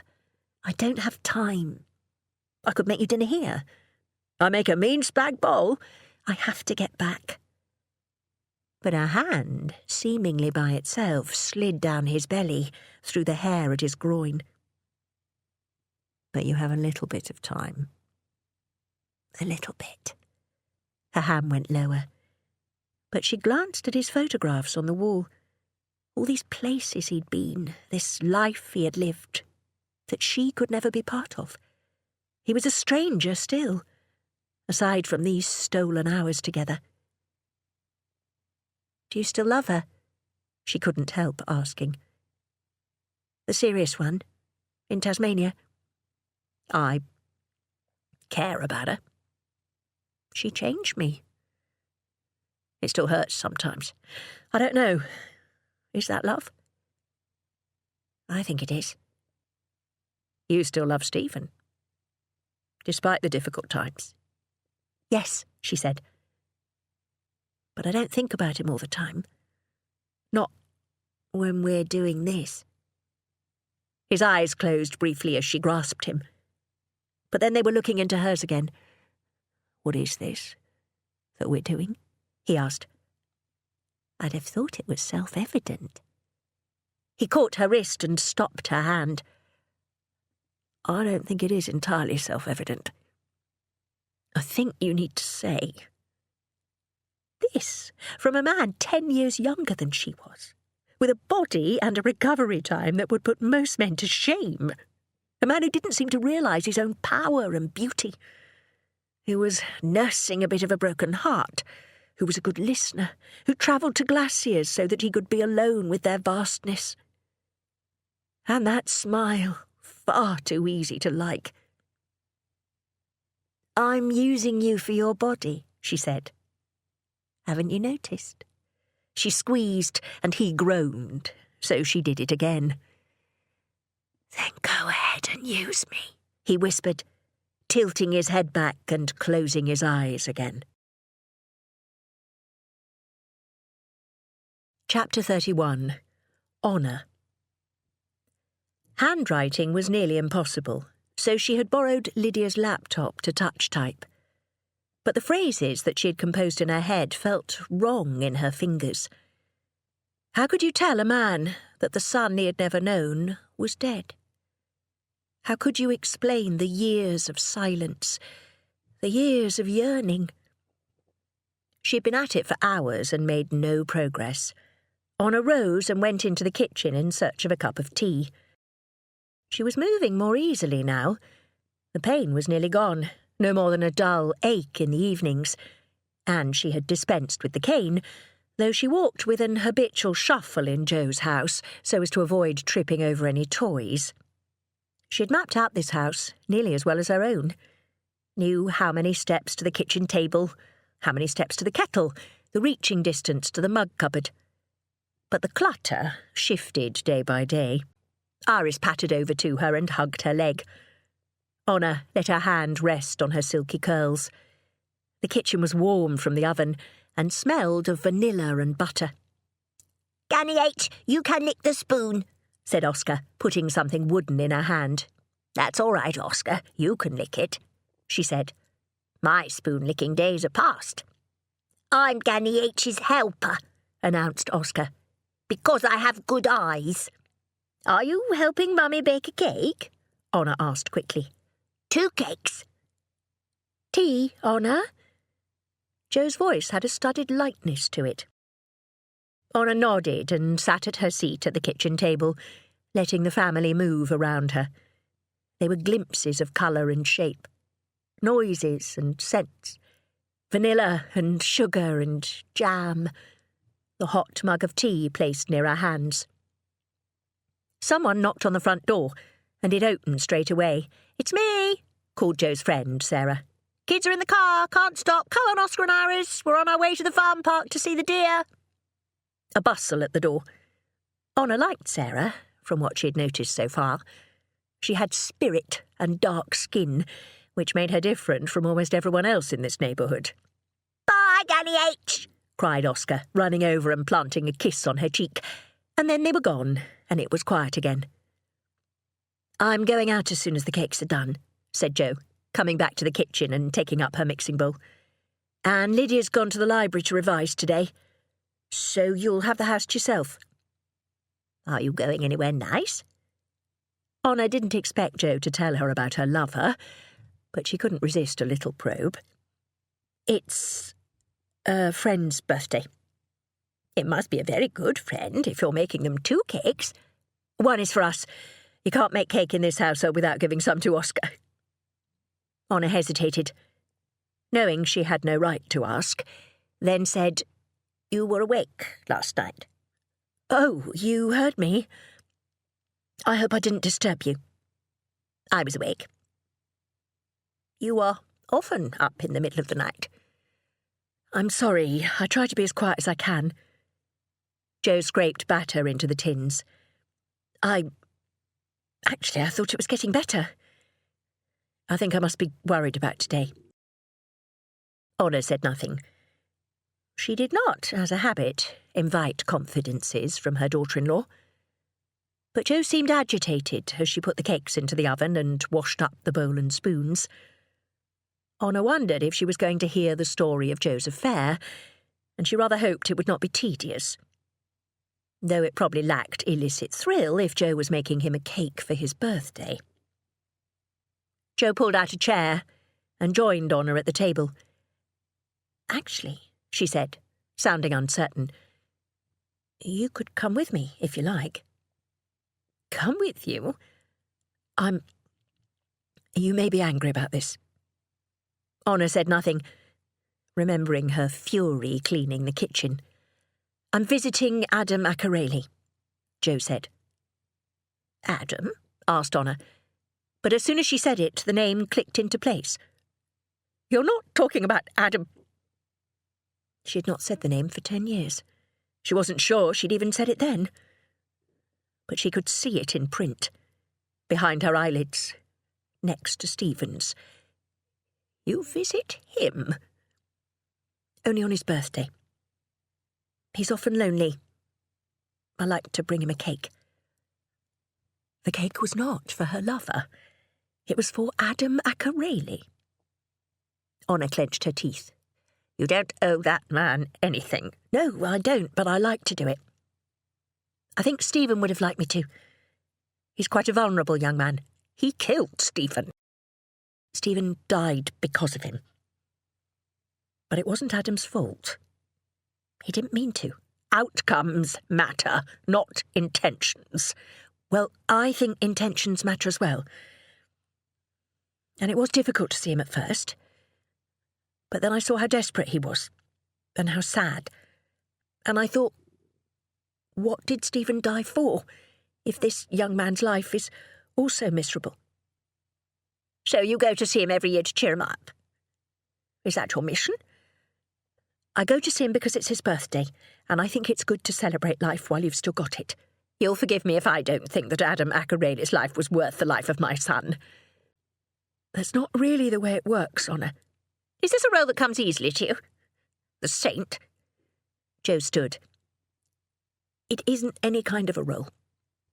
My husband is dead, and it helps me feel more peaceful about it. How does Lydia feel about you visiting this man? I mentioned it to her once, and she became very angry. The same as you. With good reason, I think. Fair enough, I can't argue with you. It's been 10 years, though. It's a long time to hate someone who doesn't deserve it. Jo left the room, and Honor stayed at the table with her cold cup of tea, fuming. Our son died, Honor typed. You never knew him. I never allowed you to know him, and he died to save a stranger. His wife was dry-eyed at his funeral, and she bakes this stranger a cake every year, and I am so angry that he did this instead of choosing to live. Honor deleted what she'd written. She'd pictured Stephen's death to herself, in dreams and in waking, many times. Sometimes it was a torture, and sometimes a comfort. In her mind, Adam Akerele was hazy, a distorted blank, like the centre of her waking vision. He was a cause, a reason, a mechanism, a curse. In the kitchen, Jo was placing an iced cake into a tin. "All right," Honor said to her. "All right, I will come with you. But don't expect me to say anything to him. I don't like him. But I'm curious. I want to see what my son lost his life to save." Jo put on Radio 4 as they drove, which obviated the need for talking, but Honor was too preoccupied to say much anyway. She did not want to find an explanation for her son's death, because that would mean that she had accepted it, and she could not accept, would never accept, that her beautiful, brilliant boy, so full of potential and intelligence and love, could be gone. 10 years. He was not the sort of person whom time erased. Honor's feelings did not tarnish and fade. She loved rarely, but she loved fully and forever. "So you should know about Adam," said Jo, as they drove through the centre of Brickham and out the other side. "I only see him once a year. He doesn't want to see me any more than that. But sometimes he's better than others. He has some mental health issues. I'm not sure what exactly, because he's not comfortable talking about it. But I do know that things can get bad if he's not taking his medication." This is the life that Stephen sacrificed his for. "Last year he'd found a job, so I'm hoping that everything's gone well for him. He's not very good at keeping in touch." "What do you get out of this visit?" Honor couldn't help asking. "It isn't for sainthood. The first time I saw him, I wanted some answers. I wanted to know what had happened. And he was able to give me some details, though not quite enough." She was silent for a moment. "I keep going because I feel connected to Adam. In Stephen's last moments, they shared something. He's alive because my husband was a good man, and I like knowing that." Honor frowned. "I'm not sure I need reminding." "And also, I like him." Jo signalled left and parked the car outside a block of flats made of yellow brick. "And he enjoys my cake, which is always gratifying." They made slow progress around the tower block to the entrance. There was a wheelchair ramp, and they walked up that. Graffiti spattered the side of the building, the desperate, incoherent communication of those with too much time on their hands. Jo buzzed at the door, and held it open for Honor to come through. The corridor was cramped and had a definite whiff of mildew and urine. On the fourth door along, someone had sellotaped a single green balloon. Honor's fingers brushed it. "Looks like he's having a party," said Jo cheerfully, and she knocked. The door was opened by a woman. Honor took in hooped earrings and part of an elaborate hairstyle. "Hi, I'm Jo, and this is my mother-in-law, Honor Levinson. We've come to wish Adam a happy birthday." "Come in," said the woman, and led them through another narrow corridor into what was presumably the living room. Honor stopped short in the door, assailed by the scent of old paper. A library. She reached out and encountered a stack of paperback books lining the wall. All around her vision she could see books. They appeared to line the walls, floor to ceiling, stacked on top of each other, 3 deep, tottering. If there had been any bookcases, they were long since buried. The room was dim, and there were other scents as well. Cooking oil, coffee, something familiar that niggled at the back of her memory. "Happy birthday, Adam," said Jo, going straight to someone sitting in a chair in the corner. She hugged him and gave him the cake tin. "My favourite again?" he asked her. "Of course." Honor stepped further into the library room and surveyed the details that she could snatch of Adam Akerele. He wore a blue and white football top. His skin was glossy, dark, unlined. Honor stood as straight as she could, defying anyone to offer her a seat. "I'll get some plates," said the young woman who had let them in. "That's my girlfriend, Ellie," Adam told Jo. "We've been seeing each other since October." "That's really fantastic, Adam. I'm so pleased for you." "She's a good woman. Puts up with me." "How are your little ones?" "They're great. Both growing like crazy. And Lydia is about to do her GCSEs. We're incredibly proud of her. Adam, this is my mother-in-law, Dr. Honor Levinson. She's Stephen's mother." The young man jumped to his feet. "Oh, wow. Stephen's mom. Oh, wow. Please, sit down. Sit down here. Ellie will be back with the cake. She'll make tea as well, or would you rather have a coffee?" "No, thank you." But Adam had grabbed Honor's hand in both of his before she could recoil, and was shaking it as if he could pull it off. His hands were large and warm and slightly damp. "Mom," Adam said. "This is Stephen's mom. Stephen's." A seismic move in the corner of the room, and a large woman bore down on her. She was not as tall as Honor, but at least 3 times as broad. Honor caught a glimpse of her hair, straightened like poker irons and sticking out from her round head. She seized Honor and hugged her hard. Honor squeaked as the air was squeezed out of her, pressed up against the woman's massive bosom. "Thank you so much," the woman boomed in her ear. "Thank you. I cannot thank you enough." She leaned back, still holding Honor, but looking up into her face. She was an indistinct brown, too close to see. Honor breathed, stunned, smelling wool and anise perfume. That was the scent she had smelled with the books. The scent she'd recognised. The same scent Stephen had bought her for her birthday when he was, 11? 12? Flowery. Too sweet, too girlish for Honor. She had worn it every day until the bottle was empty. "Thank you for your son," Adam's mother said. The woman was all softness, all enveloping warmth and flowers, a rich, full voice. "Thank you for giving me mine. My only son. As you are a mother, you will know how I feel." "Yes," Honor found herself saying. "I think that I do." They sang Happy Birthday, and someone put music on the CD player that nestled in a bower of paperbacks. Adam danced with everyone. Jo, his mother, the social worker who had turned up after they had, even Honor. She, sat in a chair, but he took her hands in his large, moist ones and swayed back and forth, smiling down at her. As far as she was aware, she hadn't met many people with mental illness, and she had no idea whether this was normal for Adam or not.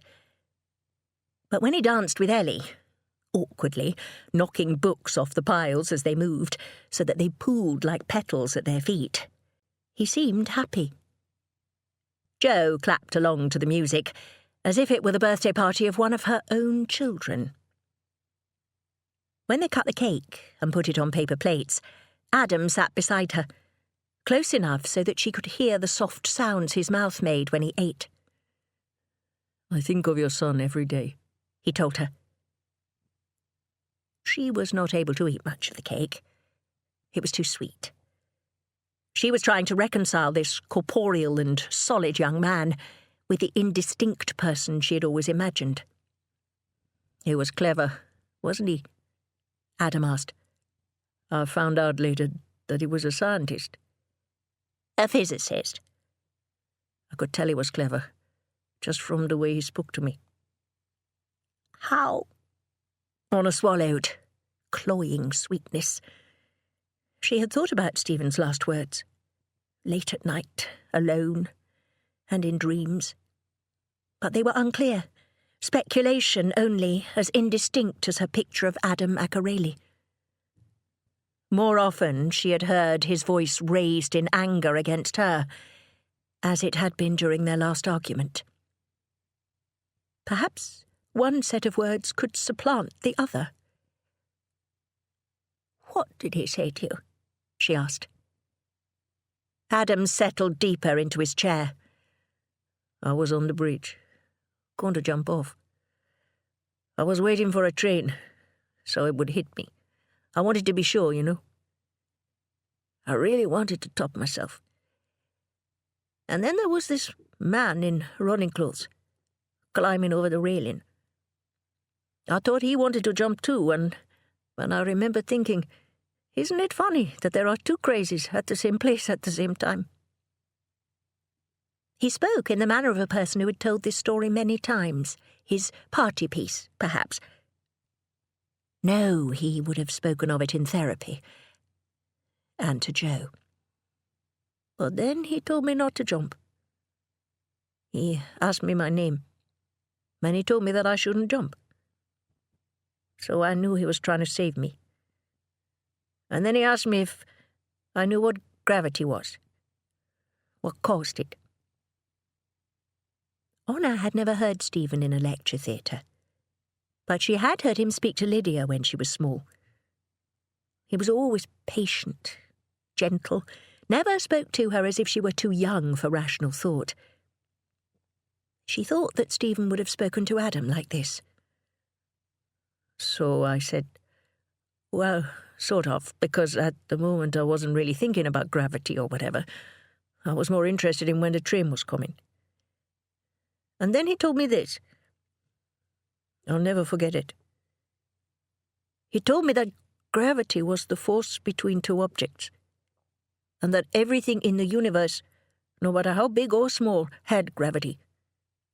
That everything was pulling on everything else. Honor closed her eyes. The room had gone quiet around them. Adam's voice was soft, a bit reedy. In her mind it became Stephen's deeper voice, the hint of North London accent he had never quite lost. He had always been so good at explaining. "Even people," said Adam. Said Stephen, in her mind. "Gravity makes stars burn and worlds turn, but it's in people too. Any two people, close to each other, exert a force on each other commensurate with their distance. The closer they are, the stronger it is." Honor's mouth formed the words. They came out of her as a whisper. The closer they are, the stronger it is. "And then," Adam continued, "I heard a siren behind us, and I sort of went to turn around and look, and I lost my balance for a minute. The ledge was pretty narrow, and he reached out to help me. But we weren't that close, not actually close enough to touch. Just close enough to talk. And I didn't even see him slip, I just saw his arm and his face. I did put my hand out to grab him, but I missed. I wasn't quick enough.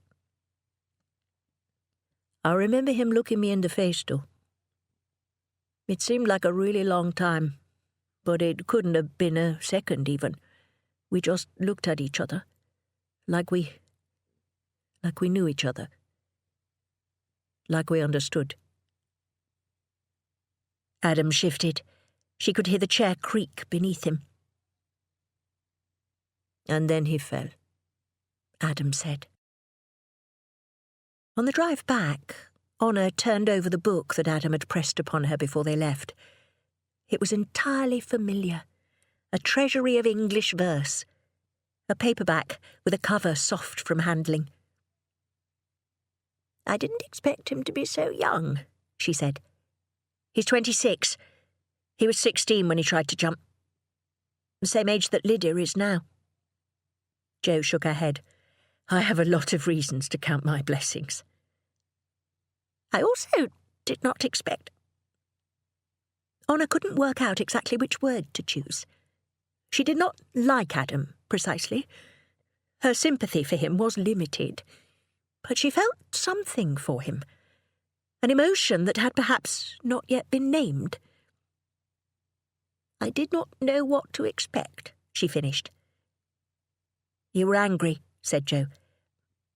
"Maybe you're not so angry anymore?" "No, not angry. It is difficult to be angry with someone so—" Again the term eluded her. She meant something like real, but that was not precise enough.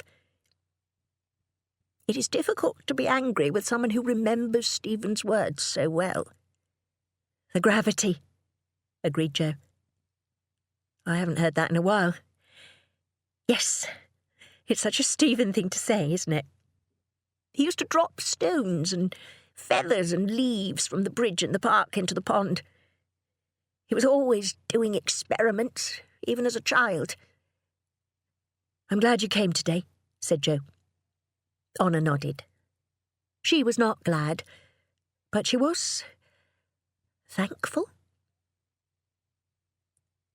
"When I first met Adam, he wasn't in such good shape then.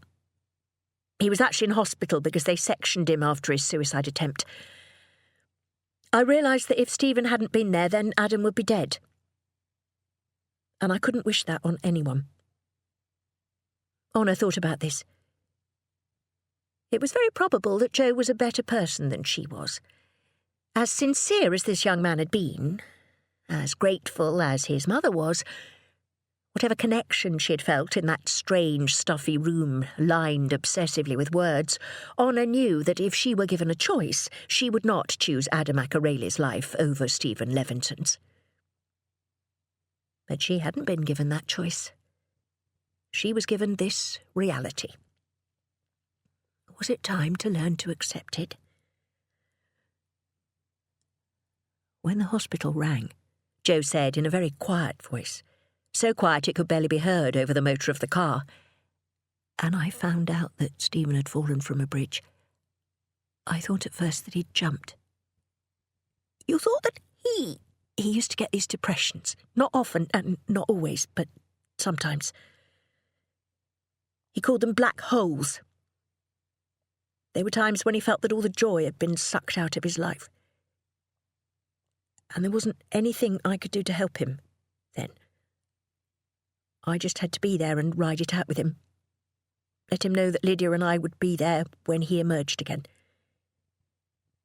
He said that running helped, and he was out running that day." Honor did not know what to say. Her Stephen, the person she knew better than any other. She thought back to those long, dark days when he had been a baby. What he might have imbibed with the milk he sucked from her body. "He didn't want to tell you," Jo added. He didn't want you to worry. And they weren't frequent, Honor. He was all right most of the time. He was better than all right. We were happy together. Honor thought of Stephen and Joe's wedding day at the register office in Cambridge. She thought of how she had sat in the front row and wilfully ignored the way they looked at each other, smiled at each other. That moment when her son had slipped the ring onto his bride's finger. She had abandoned Judaism a long time before, but she was seething at the civil ceremony. She thought of invitations she had refused, the burning jealousy in her gut masked as contempt, the height she had assumed to look down on her daughter-in-law. She had thought sometimes that Joe reminded her of Paul's wife, Wendy, pretty and domesticated. She had used that sometimes to justify her jealous dislike, but the truth was simpler and worse. In her eyes, no one would have been good enough for Stephen. Ironically, she was seeing more clearly now. "I have not been very kind to you, Joe," she said. "Oh, well." Joe was clearly embarrassed. "It's all in the past, anyway." Honor laid her head against the car window. The vibrations of the engine buzzed against her skull, down her spine, into her hips. For 10 years, Honor had thought that since Stephen, her centre of gravity, was gone, everything and everyone was gone. She had wanted the world to collapse around her, to burn away, like the letter with its Californian postmark and its airmail stickers, into ashes and dust. She had thought the tragedy was that it had not collapsed, not burned away, that she had gone on living when everything she had to live for was being erased, removed from the centre of her life, leaving her with nothing but the periphery. Incredibly, it seemed that she was moving on. She was discovering other forces of gravity, however late. When they returned to Joe's house, she switched on the laptop and typed for a long time, without thinking. It helped not being able to see the words. Chapter 32. Lydia. Lydia's first exam was French, and it was weird to come into school in the afternoon, in her uniform, but without anything but her crib sheet, a pencil case and a bottle of water, and to wait outside near the door to the hall, while all the other students in the other years were sitting in lessons. It felt as if she hadn't been in school for ages, even though it had been only a week. A week of nearly constant revision, most of it alone, some of it with Avril. Their conversation was stilted, but Avril didn't seem to notice. Lydia hadn't thought she would be really nervous for her exams, especially not for French, as French was easy. But there was something gnawing at her stomach, and she was sweating under her school jumper. Mrs. Fowler was near the entrance to the hall, directing the students where to wait in the corridor, checking their pencil cases and water bottles, reminding everyone they'd have to throw away their crib sheets before they went in. "You're taking AS?" she asked Lydia, checking her clipboard. "Wait with the sixth form, please, instead of with Year 11. Quiet outside the examination hall, please." At first, Lydia had felt silly in French lessons, as the only one wearing school uniform, but she'd got over that by October. Now, though, standing with a handful of students in jeans and T-shirts or summer dresses, separated by several metres from the other people in her year who were taking French GCSE, she felt silly again. Avril wasn't taking French and didn't have any exams till tomorrow, but Lydia knew most of the students waiting to take their exams, and it was odd not to be standing with them. Bailey stood across the corridor, clutching a bottle of water. Lydia hadn't seen her since that day before study leave. She noticed that Bailey was wearing black socks. She was also talking in a low voice with Erin, who wasn't actually rolling her eyes or curling her lip. In fact, the two of them seemed to be quite friendly. Well, Bailey must be pleased anyway. She'd seemed to want to impress Erin. Just then the two of them glanced up and caught Lydia looking at them. Bailey blushed, and an enormous grin grew slowly on Erin's face. "Good luck," Lydia mouthed to them. Erin blew her a kiss and giggled. The sight hit Lydia like a cold weight in her stomach. A kiss? What did that mean? Had Bailey said something? Bailey's head ducked, and Erin turned to Olivia standing beside her and said something Lydia couldn't hear. "Stop the talking," called Mrs. Fowler. "And sixth form, you may enter the hall. Remember, no talking. No noise whatsoever in the examination room." "Don't be nervous," said the person behind Lydia in the queue, a lower sixth boy called Paolo. "It'll be fine." That said, I'm shit scared. He smiled at her, and then they were through the door. Lydia found her seat, with her name card on it, scratch paper already laid out waiting for her. She watched as the GCSE group filed into the room, but none of them glanced at her. They were all intent on finding their own places. It was nothing, she told herself. It was nothing. It was Erin being flamboyant, blowing her a kiss for luck. She was sitting quite near the front of the room and couldn't see anyone she knew around her. She looked over her shoulder and was tapped sharply on the other shoulder. "Keep your face forward," said Mr. Singh, and he put an exam booklet on her desk. Lydia drew in a deep breath and concentrated on writing her name and student number on the booklet.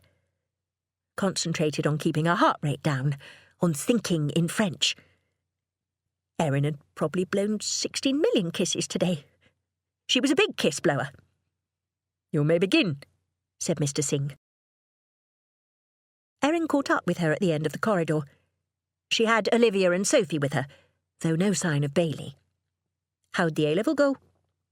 Lydia nearly sagged with relief. "It was all right, I think. How was yours?" "It didn't go so well. I think I could have used a kiss for luck." Sophie giggled, and Lydia nearly stumbled. Erin was smiling, that mean smile that she often had. "Un baiser," said Olivia. "Isn't that how you say to A-level? Très romantique." "Where are you going now?" Erin asked her. "Going to find Bailey? Or Avril?" "I've got another exam," Lydia managed. "All right, see you later, darling." "Ta-ta!" Erin wiggled her fingers at Lydia, and both Sophie and Olivia giggled this time. Chapter 33. Joe. "Hey, neighbour." Jo looked up from her rosebush. Marcus was standing on the other side of the hedge. Her heart leapt, and she lowered her secateurs. Oscar beat her to it, though. He ran over to the hedge, clutching the bunch of dandelions he'd been picking. "I have super eyes," he told Marcus. "I am a superhero." "Well, that is fantastic," said Marcus. "Who are the flowers for? Your mummy?" "Liddy. She has exams." Iris toddled up behind him, waving 2 more dandelions clenched in her chubby fist. "I picked 2. "They look great. First exams today, eh?" Marcus looked over at Jo. "How'd they go?" "I haven't seen her since before half-term." "She's not home yet.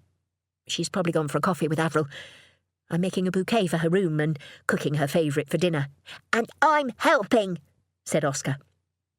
"Oscar is really into helping at the moment," said Jo. She came up closer to the hedge, close enough so that she could touch Marcus through the gap if she dared. He's been fetching and carrying stuff for Honor all week. Iris, too, when she can. They've been a real help to her. And to me. You have a bit of pollen on your cheek." Marcus reached over and brushed it off, his thumb lingering on her face. "It looks lovely." Jo held out her roses so that he could smell them. "You've got a bit of pollen too," she said, and took off her gardening glove so she could run her finger over his lower lip. He touched it with his tongue, and she whispered, "Naughty." "I've been waiting for days to be naughty," he whispered back, "but someone hasn't been free." "I'm going to be a flower girl," said Oscar. "No," said Jo. "Iris is going to be a flower girl. You're going to be a page boy. For my ex's wedding," she added to Marcus. His fiancée is coming over in a bit to measure the children for their outfits. This is the famous au pair? The famous au pair. You let her in the house, he said in a low voice. She shrugged. I don't have much choice. It's all very civilised. I wouldn't find it easy to be civilised in that situation, I must admit. He's their father, and she'll be their stepmother. I suppose I'm protective. He leaned over the hedge and said to Iris, "Want to come over here for a minute?" "I'll give you something to help you be a flower girl." "No," said Iris, raising her arms to him. He hesitated, clearly not certain whether to go with her words or her actions. "She's going through a no phase," said Jo. "No," Iris repeated, waving her arms at him and jumping to be picked up, until he gave in and lifted her over the hedge to his garden. Oscar raised his arms too, saying, "Me! Me!" until Marcus also lifted him over. Jo watched her lover set her son down, a little bit concerned that both of her children went so easily with a stranger. Then again, Marcus wasn't a stranger. Not to Jo. But neither was her relationship with Marcus something you could tell the children about. She thought about how angry she'd been when Richard had announced that Tatiana was moving in with him and would be spending weekends with the children. How humiliated she'd been. How wrong it felt that her children were part of this illicit relationship.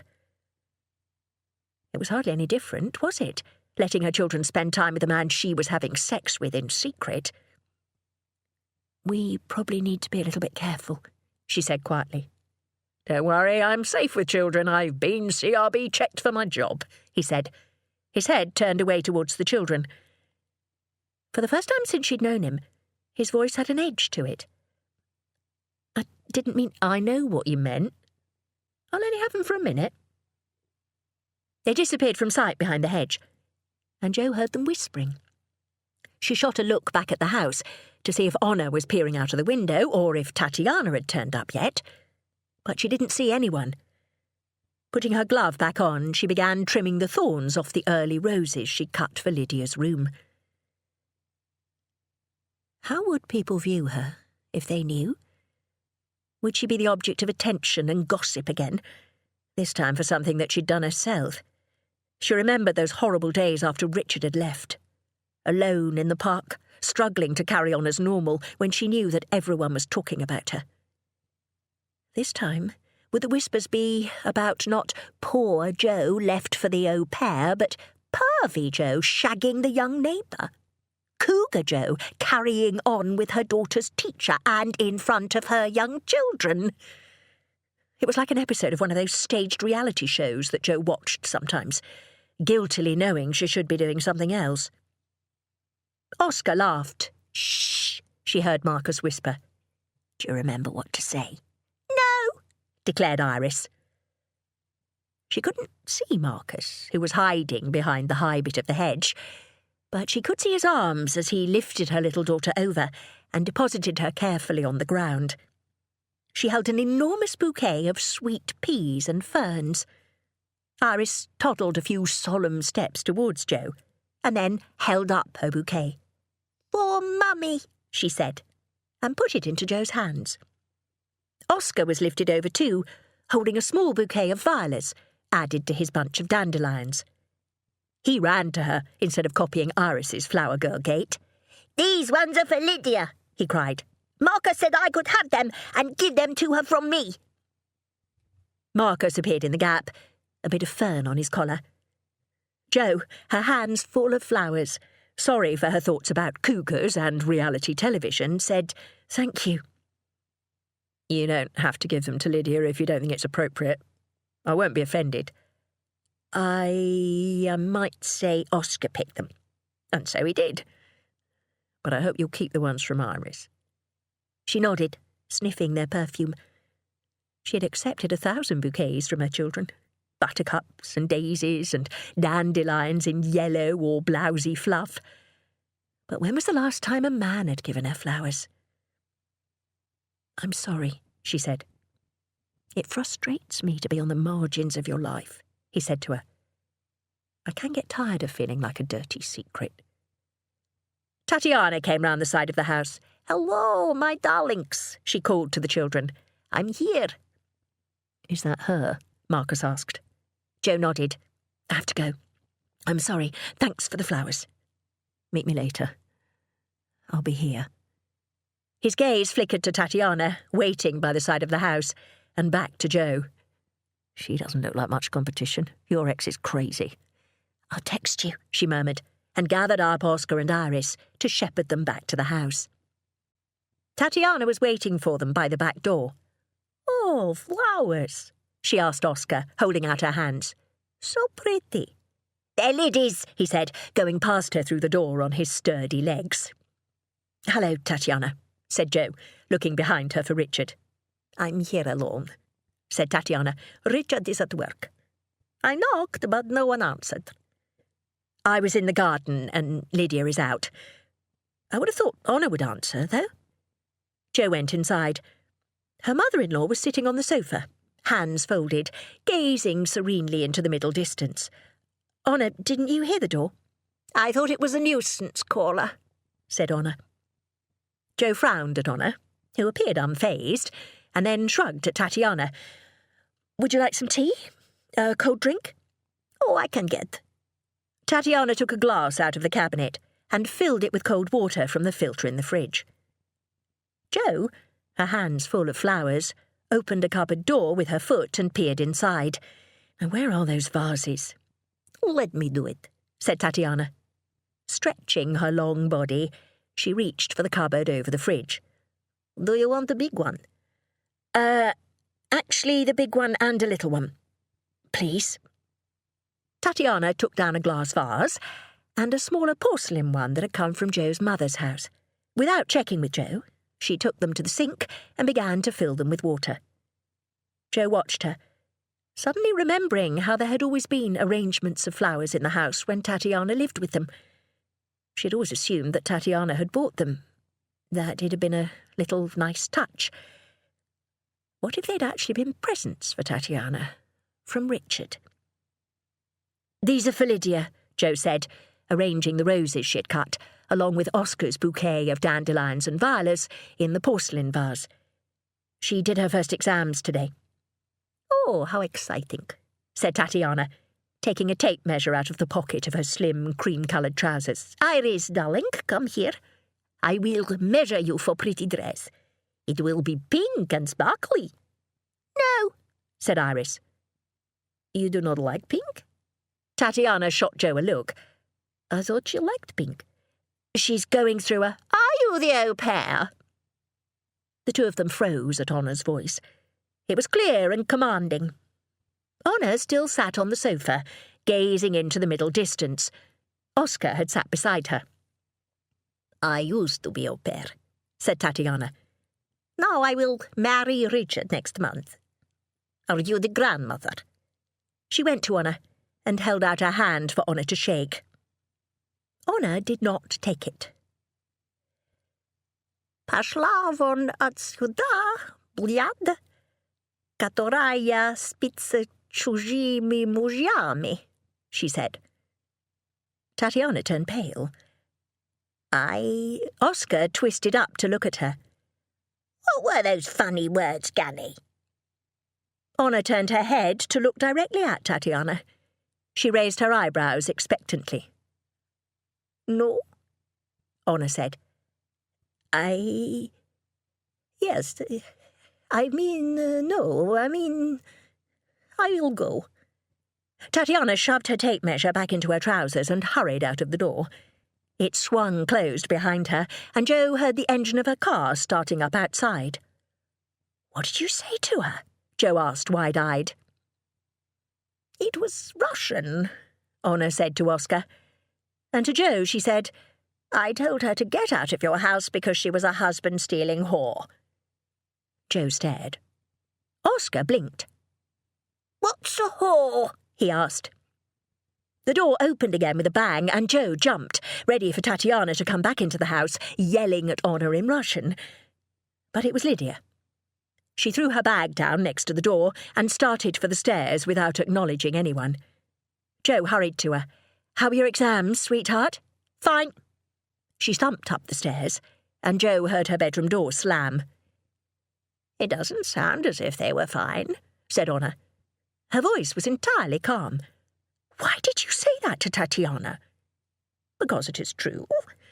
And also because it galls me to see you welcoming someone like that and letting them make themselves at home. You are too accommodating for your own good, Jo." Jo bristled.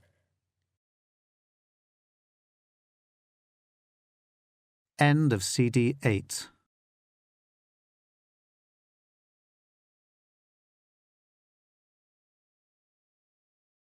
CD 9.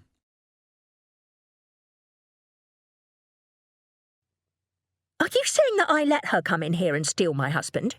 "No, he made his foolish choices all by himself. I am saying that now that she has done it, you have no reason to let her assume that she is in control here. Where you live." "Well, She thought of how Tatiana had known where the glasses were, and where the vases were kept. "I'm trying to be nice. There's niceness, and then there's insanity. Do you think that Lydia is upset about something?" "I'll go and check." Jo put her sweet peas in water, picked up the porcelain vase with Lydia's flowers, and went upstairs with it. Faintly from the living room she could hear Oscar asking again, "What's a whore?" Oh, God. She'd deal with that later. She knocked on Lydia's closed bedroom door. "Sweetheart, are you all right?" No answer. "Did your exams go okay?" Stomping feet, and the door opened a bare inch. "My exams were fine. There's nothing wrong with my exams. Don't worry. Can I get a little privacy for like 5 minutes, please?" "OK," said Jo. "But Oscar picked these for you to say congratulations." Lydia's hand came out and took the flowers. She made to shut the door again, but Jo put her hand out. "I'm making chicken cacciatore," she said quickly.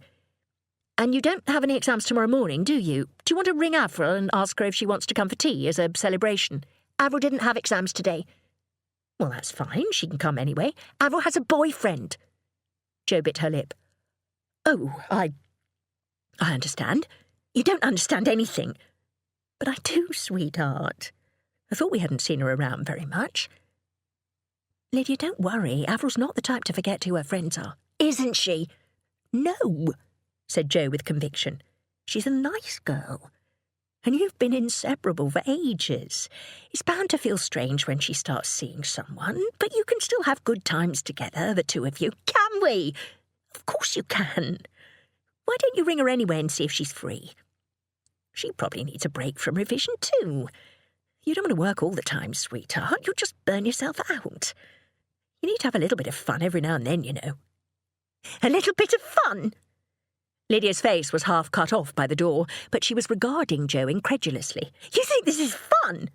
You think any of this is fun?" "I can see that it's very stressful, but it's only the beginning. You've got weeks of exams yet. Be a little bit easier on yourself, darling." "I'll be easier on myself when you stop nagging me to have fun." Lydia slammed the door. Considering it had only been open an inch or two, the noise was surprising. Jo gazed at it for a few moments, then heaved a sigh and went back downstairs to send Marcus a sneaky text, and also to make up an innocuous meaning for the word whore. Chapter 34. Lydia. Mum was ridiculous. How could someone always try to see the bright side? How could she think that everything could be solved by making someone's favourite dinner? Offering her sympathy and pats on the back as if she was 5 years old. Empty platitudes promising that she and Avril would still have good times together when she didn't have a clue about how Lydia felt about Avril. Lydia was aware that she was being unfair. Her mother didn't know how she felt because she hadn't told her. But there was a certain wild freedom about striking out at her mother when she'd been worrying about veiled threats from her friends. And besides, she left her phone at home during her exam and she needed to check whether Avril had rung. All the way home she'd been picturing scenarios about Erin ringing Avril and telling her that Lydia had kissed Bailey. Imagining Erin's vicious grin and Avril's eyes widening in horror, trying to work out how she'd explain it, whether she could blame Bailey. which seemed unfair, but still Bailey had been the one to talk, hadn't she? Or another story she could make up. They were acting out a film scene. She was actually just applying lipstick. She slipped and her lips met Bailey's. She couldn't make up a story. She would have to tell the truth. She should have told the truth ages ago. Then she wouldn't be facing this now. Should have told the truth from the start. And given up the intimacy with Avril. The easy trust. The stolen touches and glances, all of which were precious. And all of which were based on a lie. Feeling sick, Lydia picked up her phone from her bed. There were no missed calls and no messages. Avril didn't know then. She sagged onto the bed in relief. She would still have to tell her, but she could do it in her own way. She'd say that she was lonely and experimenting. She'd say she'd suspected for a while. She'd say she'd never had any feelings about Avril. Of course not. They were just best friends. It would be horrible. It would be another lie, but at least things could carry on, not so different from usual. Things might even be better. Her phone beeped, and she looked more carefully at the screen. There were over 50 Facebook notifications. As she watched, it turned to 52. Her hands were cold. She clicked up her profile. The first thing she saw was a comment from Darren Raymond. "Hey, LL, I hear you're a leser now. Is that how you know what pussy tastes like?" Darren Raymond. Stupid joke. Nobody paid any attention to him. Except there were comments underneath Darren's. "OMG, is she? That explains a lot. I always thought there was something between her and A. OMFG, I never knew she is in athletics with me. Guys, I get changed in front of her all the time. This is gross." "Gross!" Lydia spat out. "It's your fat arse that's gross, Becky." She didn't want to scroll down. 52 notifications, now 53. But she did. There were pictures. Someone had posted the pic of her and Avril at Monica's party, their arms around each other's shoulders, identical cans of Strongbow in their hands, tongues stuck out at the camera. They'd put a thought bubble coming out of Lydia's head. Nice tits. Lydia scrolled down, helpless, taking in the malice and the doctored photos, the gleeful outrage and hysterical disgust. I don't mind people being gay. This is the 21st century after all, but they should say so and not make us believe they're normal people. Guys, do you think her and Avril have been doing it all this time? That's hot. She read every single one of them. Every single one. Except that more were coming in. Then she dropped her phone on her bed and stood there, staring at it, as if it were the problem. As if it were a venomous snake she was trying to work out how to kill. She understood how the internet worked. She couldn't reply in any way without making it worse. She had to see Avril. But could she? Should she, really? Avril had been tagged over and over again in the conversation. She hadn't said anything yet. Maybe that was because of shock, or because she was being loyal to Lydia, but then again she hadn't rung Lydia either. Maybe she was too busy snogging Harry. For the first time, Lydia found herself fervently wishing that Avril was in a park somewhere, behind a building, under a tree, with Harry Carter's hand up her top. She snatched up her phone again and rang her, but it went to voicemail. "Call me right away, OK?" she said. "Don't look online, just call me." She sent a text, too, to be sure, and then she pictured Avril not snogging Harry, but instead sitting with him and reading her phone. Not answering because she was too disgusted. Telling Harry about all the times she got changed in front of Lydia. All the times they'd shared a bed. The time they'd gone swimming naked together in the Rylance's pool at midnight. How they'd borrowed each other's clothes, including bras and knickers.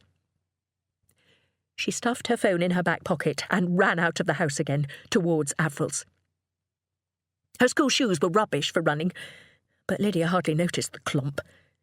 She crossed a road in front of a car and only dimly heard the brakes squeal and the horn sound. At Avril's block, she leaned on the bell until the door buzzed open. The door to the flat was ajar, and Lydia knocked and went inside. "Avril?" Mrs. Toller was sitting on the sofa, remote in her hand. She still had her work uniform on. Or maybe she was about to start another shift. "Hi, Mrs. Toller, is Avril here?" Avril's mum squinted up at her. "She said she was spending the afternoon revising at your house." "Oh, yeah, she popped out to get a book and I thought she'd come back here. Maybe she left it at school instead." "So you have exams? Should you be gallivanting all over town?" "Just on a break. I'll probably meet her on the way back to my house. Thanks, see you later." Lydia checked the park and the shopping precinct. She checked the place by the river where they went sometimes. The play park at the back of the end of Avril's estate. At Starbucks, she caught a glimpse of a group of people wearing blue school uniforms spread over the sofas at the back, and she left quickly before anyone from her school could spot her. She checked her phone again, and there were no new messages, but there were 28 new Facebook notifications, and she had 9 new Snapchats. She didn't check any of them. Her feet brought her reluctantly back home. She wasn't stupid. She knew what she had to do. She had to close down her Facebook, delete Snapchat. No, she had to keep them so she had evidence. But evidence for what? She had to tell her mum. The thought brought a certain relief. She'd tell Mum. And Mum would be surprised, but she'd be on her side. Mum would help her figure out what to do. Inside the house, Granny H was on the sofa with Oscar and Irie. Oscar was pretending to read them a book. "Are you all right, Lydia?" said Honor without looking up. She could tell Granny H too. Granny H would be furious on her behalf. Honor couldn't do anything. Lydia wasn't even sure that Granny H knew what Facebook was, but she'd be righteously angry. She'd call Darren Raymond extraordinary names. If she told Granny H and Mum, Lydia could be at home and relax into the truth. Not always on guard, not always hiding behind a mask. She tried to imagine it. All that honesty. "Where's Mum?" "She's in the garden, I think." Lydia nodded and headed for the back door. She knew what she would do. She would find her mum, probably weeding, her hands in gloves and soil. She'd kneel down beside her, and she would hug her, and her mother would envelop her in her arms, just like she used to do when she was a little girl, when Lydia believed that she could make everything all right. She would tell her everything, out there in the garden near the roses. Her mother would give Lydia her full attention, like she used to. That time before she married Richard, when they used to talk about her father, when it felt like it was just the two of them against the world, when it felt like it was going to be that way forever. And it hadn't been. Her mum had chosen Richard instead. But maybe this time it could be. Lydia had it all planned out in her head by the time she stepped out of the back door and onto the grass. And then she stopped, because her mother wasn't by the rosebush. She was by the back hedge, near that part that was gappy, with a man. They stood close to each other, talking.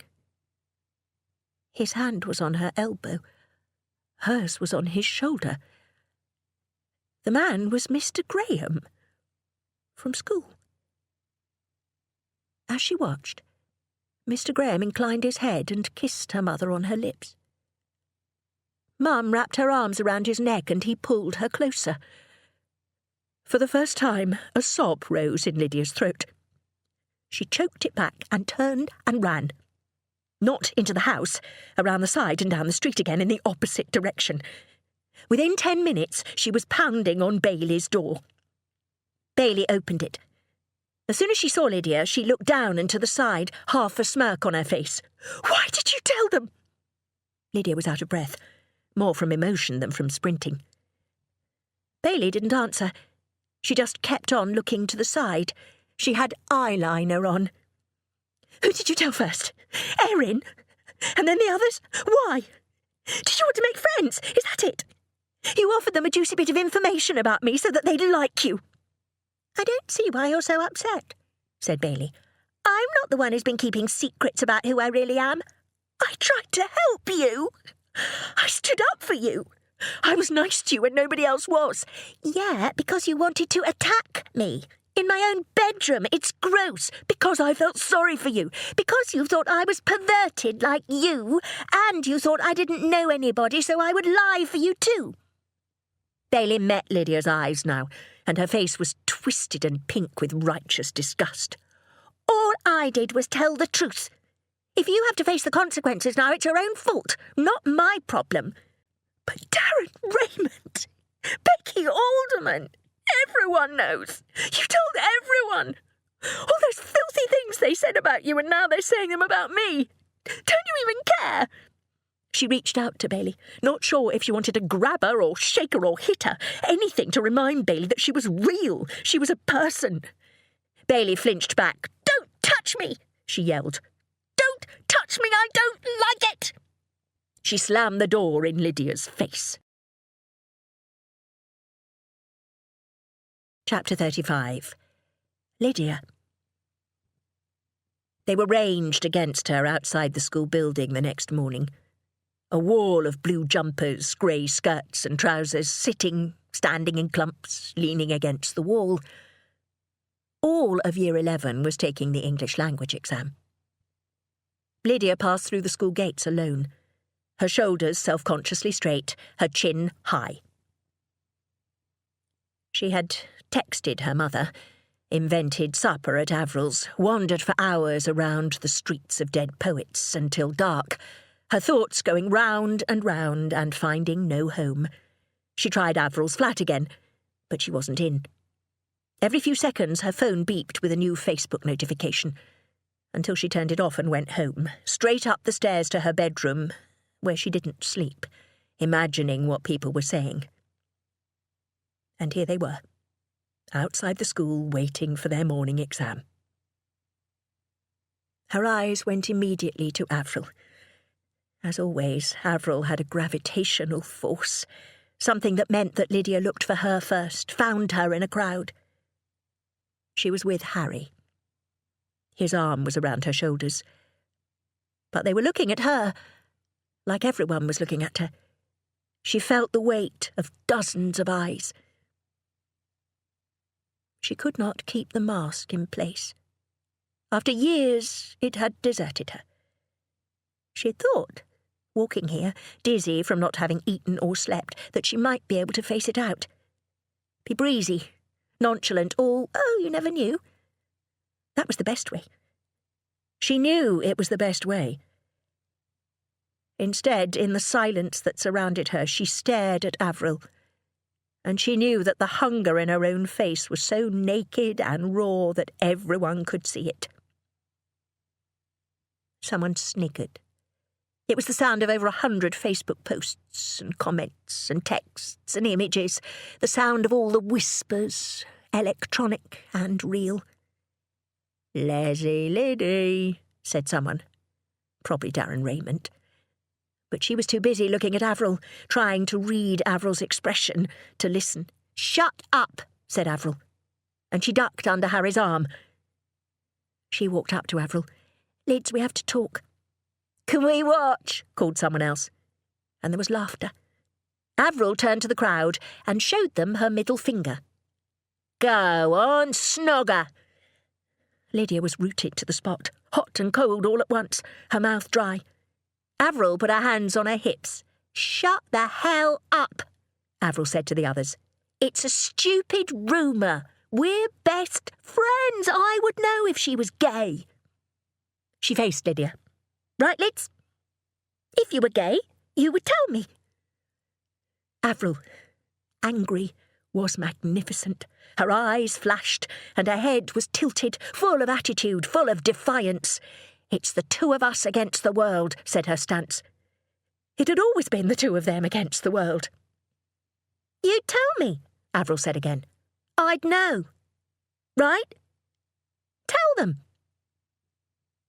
Lydia could not speak. No one was jeering now.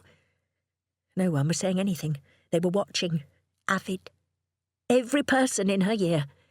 People she had laughed with, studied with, eaten lunch with, waiting for her to say something.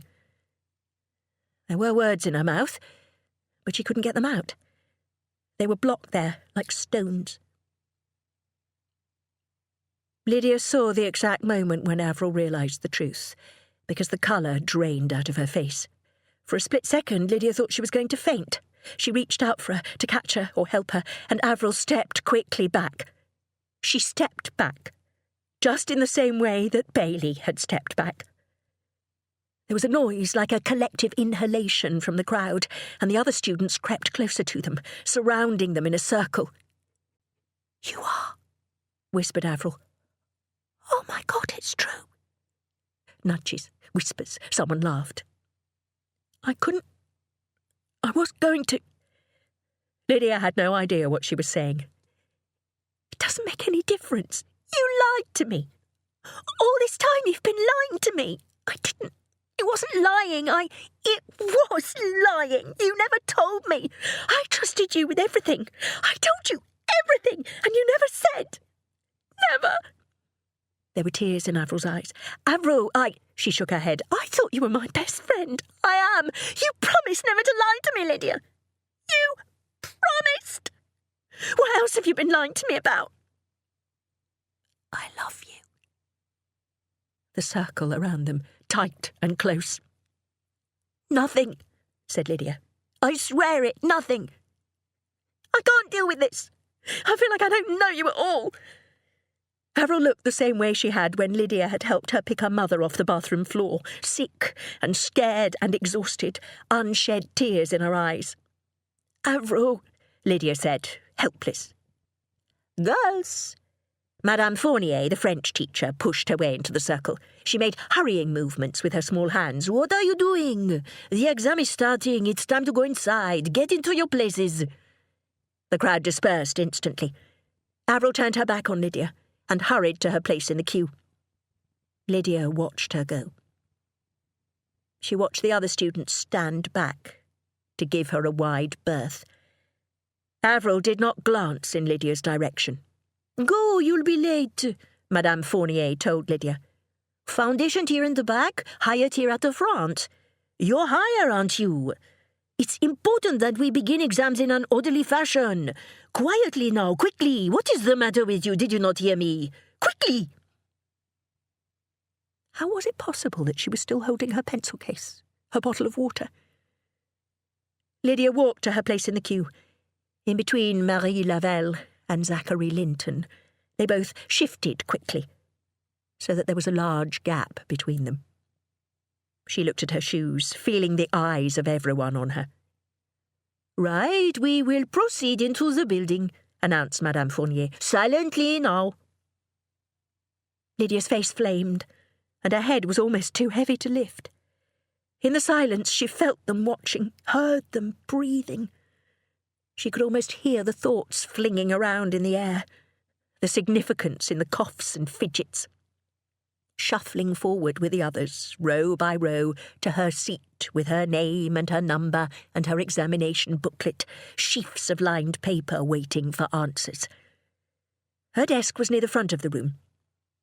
There were only 2 people ahead of her in the row, but she could feel the weight of every single person behind her where she couldn't see them, but where they could see the back of her head, the vulnerable skin of her neck. They could examine her and find her wanting, wrong, incorrect. She got out a pencil, a pen, a highlighter, and noticed that her hands were shaking and damp. An examination paper was placed on her desk. She glanced up to see Mr. Graham, and a wave of cold engulfed her. He smiled at her and moved on to give out more papers. "You may begin," said a voice, and Lydia opened her paper. It was full of words, black shapes on white. "All this time you've been lying to me. I thought you were my best friend." Behind her, the scratching of biros on paper. Someone cleared their throat. Someone uncapped their water bottle. A page was turned, then another. She saw her hands on the desk as if they belonged to someone else.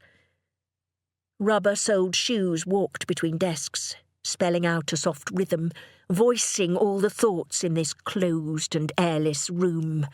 Liar, liar, lesser, pervert. These examinations will determine your future. I feel like I don't know you at all. Lydia jumped up, scraping her chair back. She stumbled out of her seat, up the aisle, out through the door and out of the building, towards the morning light, away from the thoughts and stares and words to somewhere she could run. "Lydia!" A voice behind her, a male voice, deep and adult, not unlike how she remembered her father's.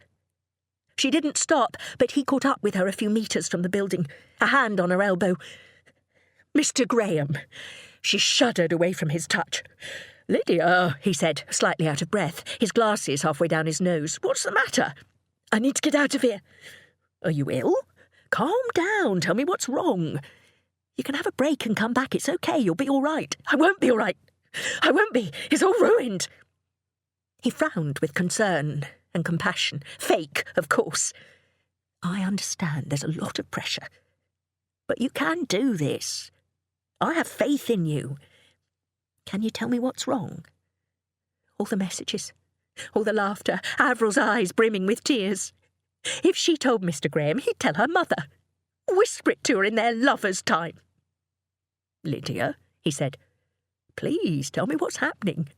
"You want me to tell you what's wrong?" she spat out. "Why would you understand?" "Well, I am your tutor, but if you'd rather speak to... You're also fucking my mother." She'd thrown it out, not really believing it was true, but saying it to shock, to hurt, to drive him away so he'd leave her alone. But the way he went completely still, his hand at his face, about to push up his glasses, frozen, told her that she'd been right. The realisation drove the blood from her face, dropped the earth out from under her. "Oh, my God," she gasped. "You really have? You've been fucking my mother." "Lydia, I never meant to." "You fucked her by mistake." "Calm down, please." He was looking around quickly to see if anyone had heard them, and she felt sick. "That's all you care about, keeping your secret. You don't care about me. You don't care about anything, either of you." A part of her, a part that was somehow still rational, wondered if they could hear her through the open windows of the hall. They were standing in almost exactly the same place where she had just stood with Avril. The same place they had stood all those years ago, on that first day, when they walked into school together. "Lydia, tell me why you ran out of your exam." Mr. Graham's voice was steady, trying to be reasonable.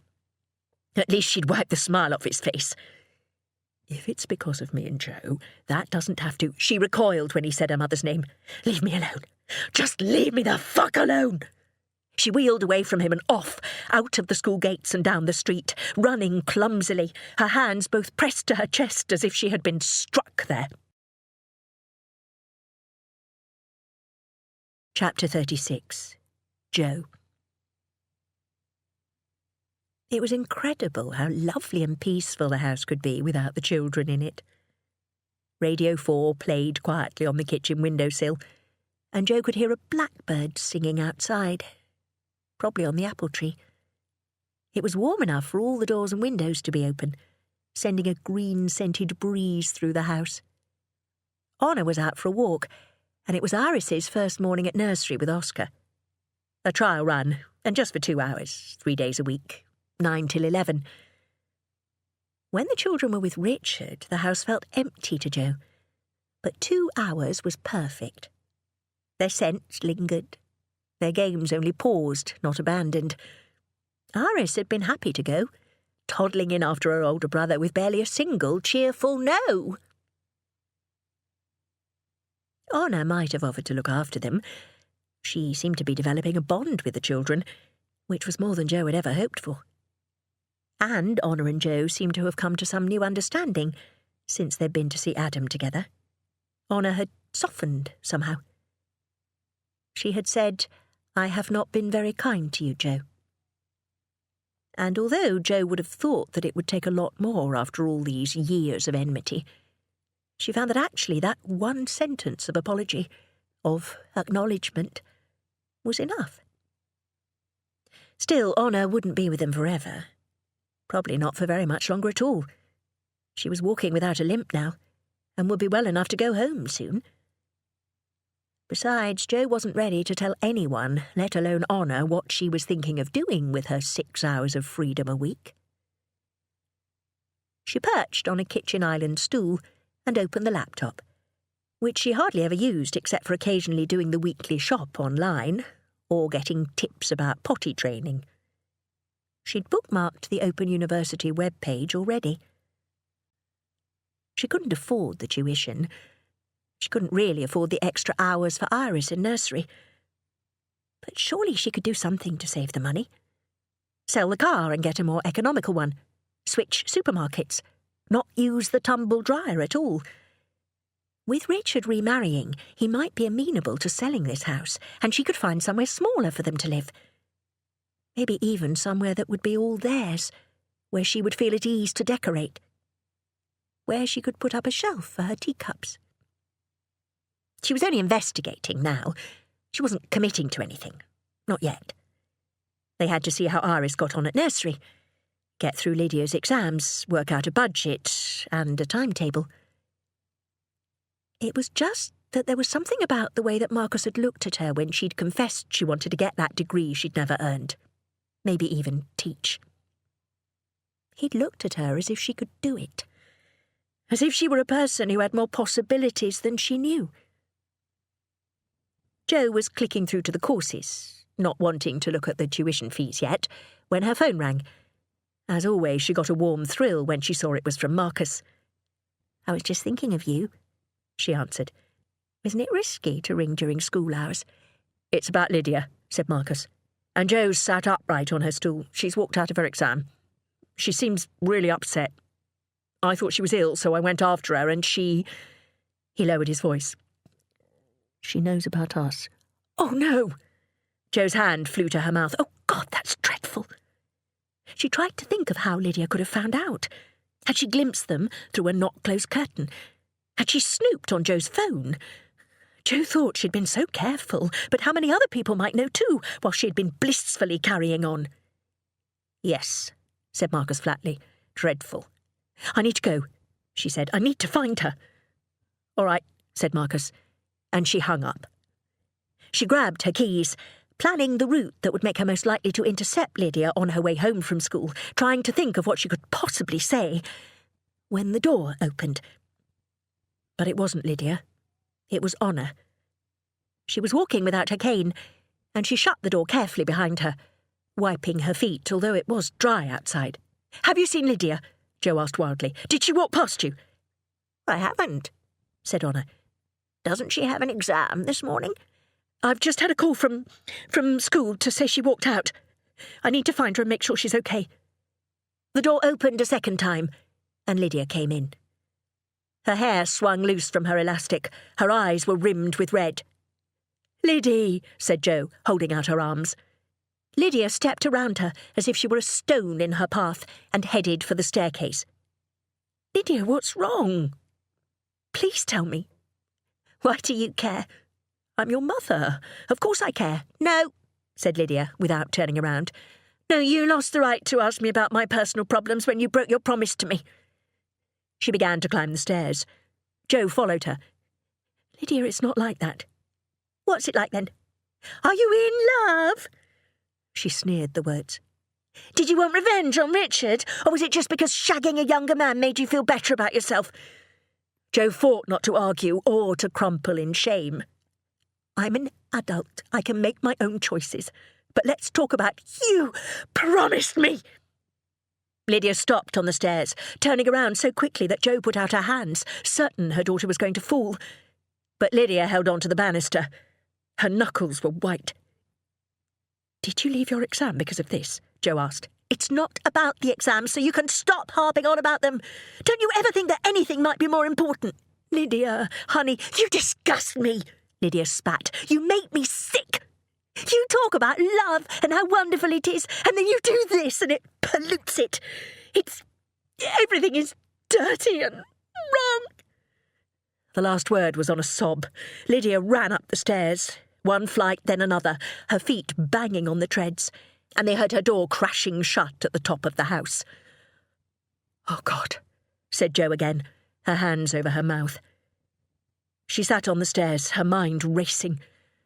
The promise she had made her daughter, and almost immediately broken. This was all her fault, because she hadn't been able to control herself. Lydia had somehow found out, and it had upset her so much that she was messing up her exams, messing up her future. And the contempt in her eyes. "Excuse me," said Honor. Jo blinked and looked up. Honor was standing on the step beneath her. She must have heard everything. Jo swallowed down hot shame. "Do you mind letting me past?" Honor asked. "You can't climb." "I've been climbing these stairs for practice for the past 3 weeks. I'd like to try to talk to my granddaughter. See if I can help." "It's my fault," said Jo. Her voice broke. Honor put a hand on Jo's shoulder. "Don't I keep telling you that the world isn't your responsibility? You were right. You're a grown-up. I don't know what kind of foolish promises you made to Lydia, mind. She's disgusted with me. My little girl." "You're not the only one in this family with secrets." Honor put her foot on the step where Jo was sitting, and Jo moved over to let her past. Her mother-in-law climbed up, steadily but slowly, grasping the handrail. Jo listened to each step and heard the brisk rap, finally, on her daughter's door. She could hear Honor's voice, but not the words she said. She seemed to be talking for a long time. But she couldn't hear Lydia replying, and the door never opened. Eventually Honor descended. "She won't speak with me. She says she doesn't want to speak to anyone. She just wants to be left alone. Perhaps she'll feel better when she's calmed down." Maybe I should call Avril. She might be able to talk to her. "Isn't she in her exam?" Maybe Marcus would know what to say, Jo thought, and then knew she was being ridiculous. Stephen would know. Stephen and Lydia had always been so close. Even when she was a toddler, he could talk her out of tantrums. Jo put her head between her knees, squeezing back tears. Honor's hand on her shoulder again. "Let's have a nice cup of tea," she said, apparently without irony. Chapter 37. Lydia. The messages just keep on coming, one after another, relentless. I shouldn't turn on my phone, but I keep on hoping for something from Avril. Anything, even more angry words would be better than silence. But she hasn't got in touch. Instead, I've had the Facebook posts, the texts, the emails. I've read every one. I shouldn't, but I can't look away. There's the name-calling and the filth, some of it from people I've never even heard of, trolls and weirdos. But there are also some messages of support. Whitney, who has never spoken to me in her life, seems determined to defend me to all and sundry, and educate everyone about what it's like to be gay. Somehow the messages of support are even worse than the filthy stuff. It's like I've become an issue, a cause rather than a person. As if I've done something or am someone that has to be defended. It all underlines that from now on I will be the girl who came out by snogging the least popular girl in the school, the girl who that happened to. I'll be a label, a focus, a stereotype, someone people will whisper about when I've passed in the corridor. My name will be shorthand for a bullied lesbian. Nothing else I've ever done or felt or thought about will matter. All these people looking at me. I'm also the girl who freaked out in her exam, who ran out, didn't take it, will fail English because of it, totally fucking up my chance to go to Cambridge, which was one of the only 2 things I've ever really wanted. The other thing is Avril. I haven't rung her. She doesn't want me to. She wants nothing to do with me. I saw the revulsion in her face. Not because of who I am, but because I lied to her. I lied to her. Every day. every minute from the first time we met. I lied to her because I am a fucking coward and because I didn't trust her heart to be big enough to keep on being friends with me even if she couldn't love me too. I chose a hopeless dream instead of a real relationship. I betrayed her and everything I feel about her, and I'll never get her back. Never. That's why I look at every single message online. As penance, because I deserve it. Mum and Granny H keep on knocking at my door. Mum left a tray outside with lunch, and then, when I didn't eat that, she left another outside with dinner. I could smell the food through the door, and it made me feel sick. Mama started pleading with me to come out, to talk.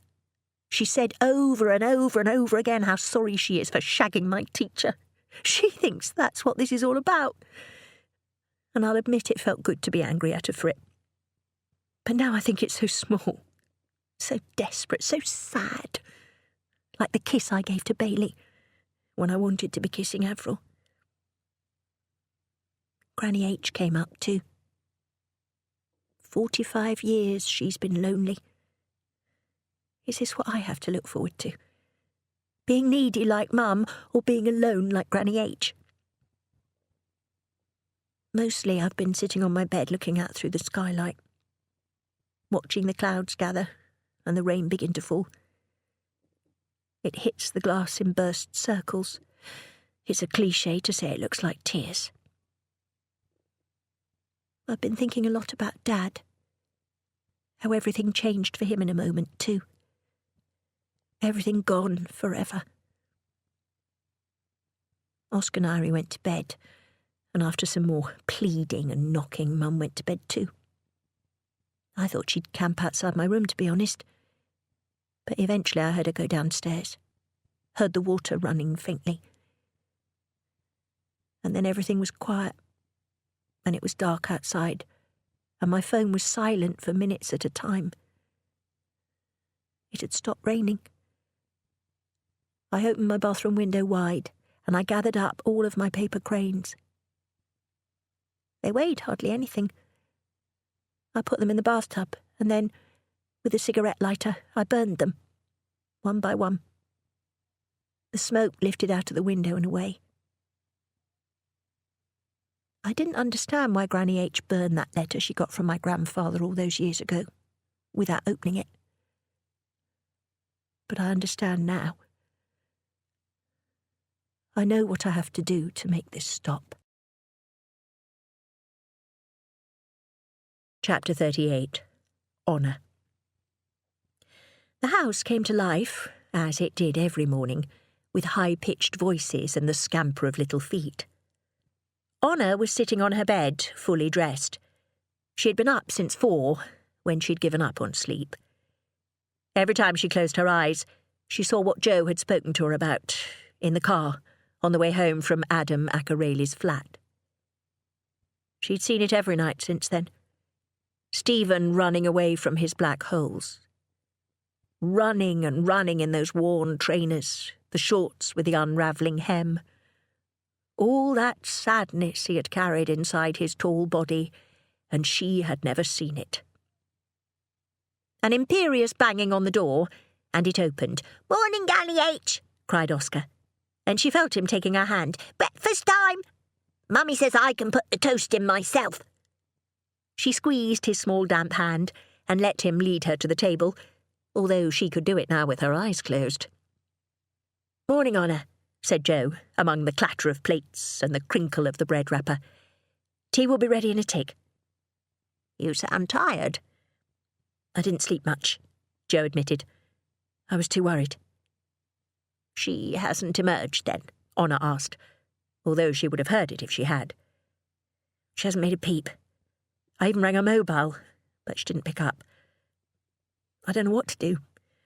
She's got an exam at 9:30 this morning, but I've got to take Oscar and Iris to nursery. I could let them stay at home, but Iris has only just started, and the routine—" "I'll be here," said Honour. "I'll try to talk with her again." "I'll be back by 1:15. Joe sighed, and her spoon made a musical sound against the side of the mug. "Thank you. With any luck, she'll—" "I'm making toast, Granny H. I'm spreading them with jam myself. Iris, try to get the porridge in your mouth, please, instead of on your top. Jo put tea in front of Honor. Listen, she said quietly. You know what Lydia was talking about yesterday? About me and... I know about it, said Honor. It's fine. You do? It is. Here you are. Toast. It smelled distinctly burned. Honor picked up a slice and bit into it. Delicious. The other piece is for me, said Oscar happily, and climbed up into his chair at Honor's right side. You don't... Jo was nearly whispering. You don't think it's a betrayal of Stephen? Stephen is dead, and you're alive. I don't know who it is, of course, though I fully approve of the younger man part. Then Iris started flinging her porridge, and Jo was too busy to talk. Honor ate up her toast, every black and dry bit of it, while Jo bustled around getting the children fed and ready to go. I'll only be a quarter of an hour, she said. And then, Iris, please don't take your shoes off again. Ring me if she comes out, will you, Honor? The door shut behind them. Minutes later, Honor heard Lydia's footsteps on the stairs. Have you been waiting until the coast is clear? Called Honor. The footsteps hesitated, and then came down the rest of the staircase and approached. You've been worrying your mother silly. I know, said Lydia. She stood behind Honor, her hands on the back of Honor's chair. Honor could hear her breathing, soft and steady. She twisted her neck, but she couldn't see her face, just her blue school jumper. Are you off? Yes.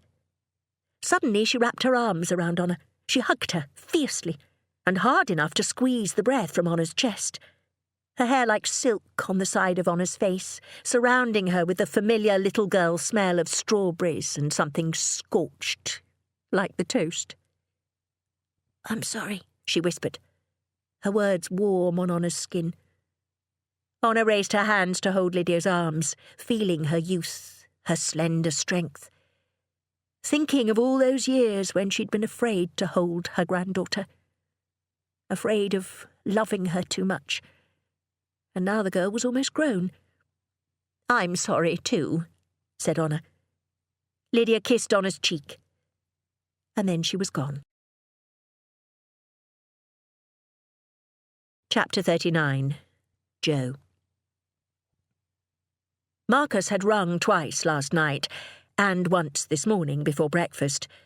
Jo hadn't answered. It was the first time she hadn't listened to his messages right away, in a fever of anticipation. Instead, his name on the screen only brought a wave of guilt. Honor had been nice to say that she was fine with Jo having an affair, with a younger man especially, but Jo knew she had broken a promise to Lydia. She knew that the silence and the recriminations were her punishment. If Lydia ruined her future by mucking up her exams, Jo would never forgive herself. The ladies at the nursery were lovely as always, welcoming her children with smiles and open arms, but Jo was jumpy as a cat. Her phone rang just as she was leaving, and she snatched it up. She's left just now, Honor told her, and Jo breathed a sigh of relief. She drove to Waitrose. Lydia mocked her for thinking that food could solve everything, but they had a lot to talk about today, and in her experience, talking went much better with chocolate cake. Half an hour later, while she was juggling a cake box, a plastic bag full of milk and bread, and her car keys, her phone rang again. She leaned the cake box on her hip to answer. Mrs. Merrifield, this is Tina Hutchinson at Woodley Grove School. I'm ringing about Lydia's attendance at examinations. Mrs. Hutchinson, the head teacher. She was a terrifying woman, though Jo had never had any cause to be terrified of her until now. She put the cake box on the bonnet of her car. Yes, Mrs. Hutchinson, thanks for calling. We're so sorry about what happened yesterday. Lydia and I have to sit down and have a proper chat about it, and I hope that we can work it out. Can I make an appointment to come in to talk about resitting the exam she missed? Of course, but we're obviously concerned about today's exam as well. And for Lydia's welfare, of course. Today's? Yes, it would be helpful if you would ring us if you knew she was going to miss an exam, so the other students don't suffer unnecessary delays. Jo leaned against the car. She hasn't turned up for this morning's exam? No. But she... Jo swallowed. I have to go. Mrs. Merrifield. Jo rang off and immediately rang Lydia. The phone went straight to voicemail. She'd started the car and disengaged the handbrake before noticing that the cake box was still on the bonnet. Her route home took her past the school. She searched the pavements as she drove, looking for Lydia. And when she arrived at home, she jumped out of the car and ran inside. "Is Lydia here?"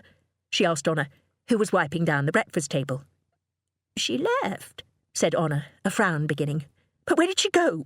Did she say she was going to her exams?" "I don't think so. Jo ran up the 2 flights of stairs to Lydia's room. The door was open and the room was empty. Bed made, clothes hung up, books and pens arranged neatly on the desk.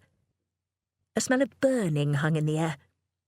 Even though she knew Lydia wasn't here, Jo stepped into the room as if it could tell her where her daughter had gone. On the purple bedspread lay a notebook, a blue composition book, the kind she used to use in school.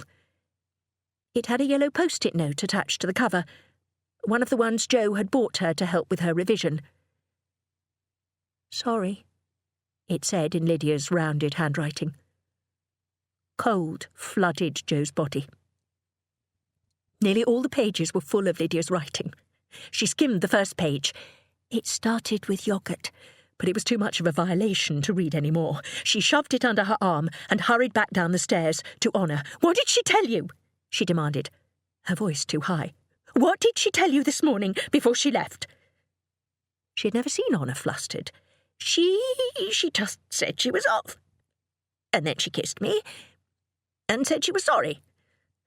"Sorry? Like this?" Jo shoved the book with its post-it message into Honor's hands. She ran her thumbs over the cover. "What is it?" "I think it's a diary. She left it in the middle of her bed. Honor, she didn't turn up for her exam this morning." "Where would she go?" "Will you read it?" Jo asked her. "I don't want to read her diary.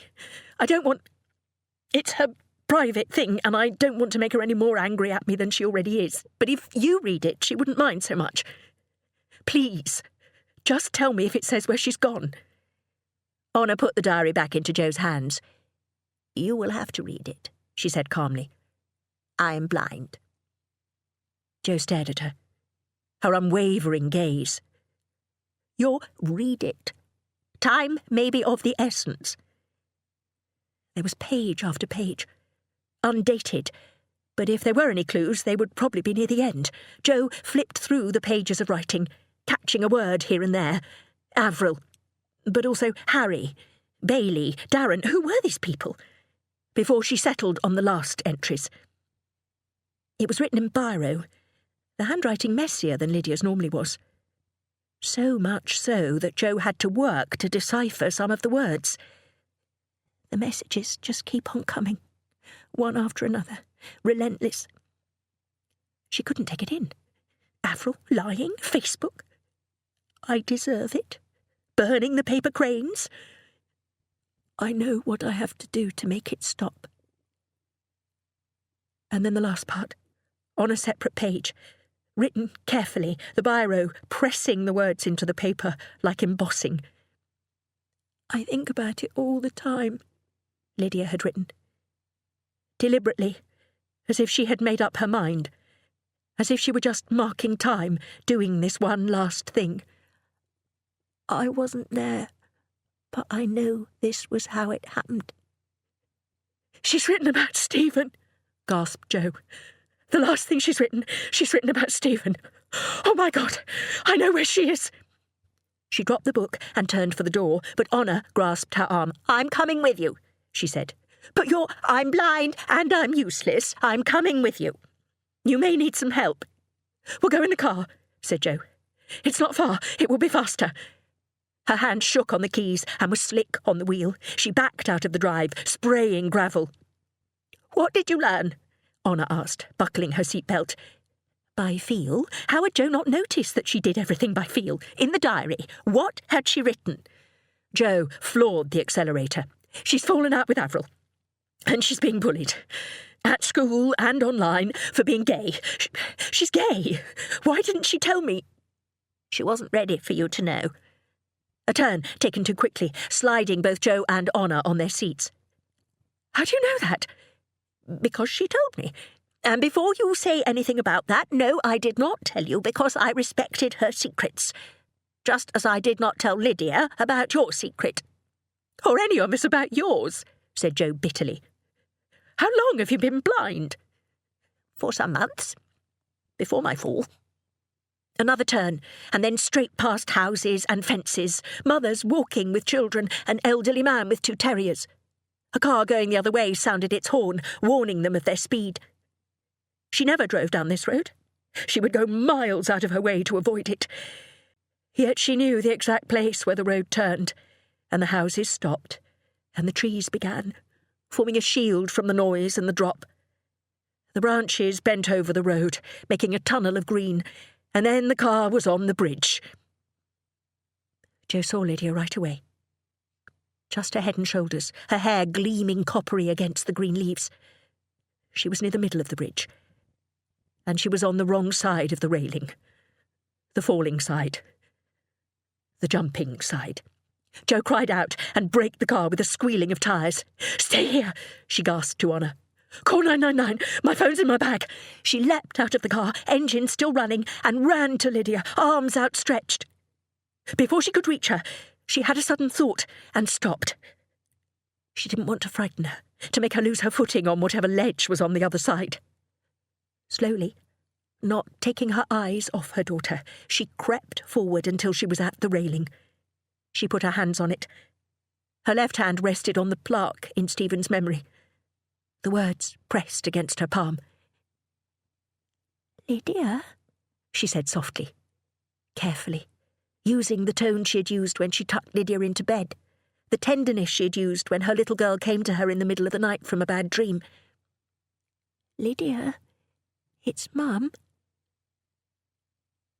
Lydia didn't appear to hear her. She gazed out, not downwards into the railway cutting, out towards the bridge about half a mile away, which was a twin to this one. But her eyes seemed unfocused, as if she were looking at blank air. Her face had no expression. She wore her school jumper, and her hair was pulled back into that messy bun, tendrils escaping. But her body was trembling as if she were cold or afraid, trembling hard when everything else was so still. Someone had to come. Someone had to be here soon. Honor was ringing 999, and someone must have noticed what was happening, seen the girl standing ready to jump off the bridge. Joe looked around and saw no one, just the Range Rover, skewed with its door open. No houses were visible from here. All she could see was her daughter and the bridges and the trees and the drop, with the railway tracks an impossible distance below. Joe hardly dared to look away from Lydia's face, but she risked a glance over the railing at the ledge where she stood. It was about 5 inches wide, not quite the length of a full brick. Lydia was wearing her running shoes, she saw, not her school shoes. They had better grips, thank God. She wasn't holding on to anything. Her back was against the railing. Her body shook violently. She was so slender, colt-legged in her short school skirt. A breeze could blow her off.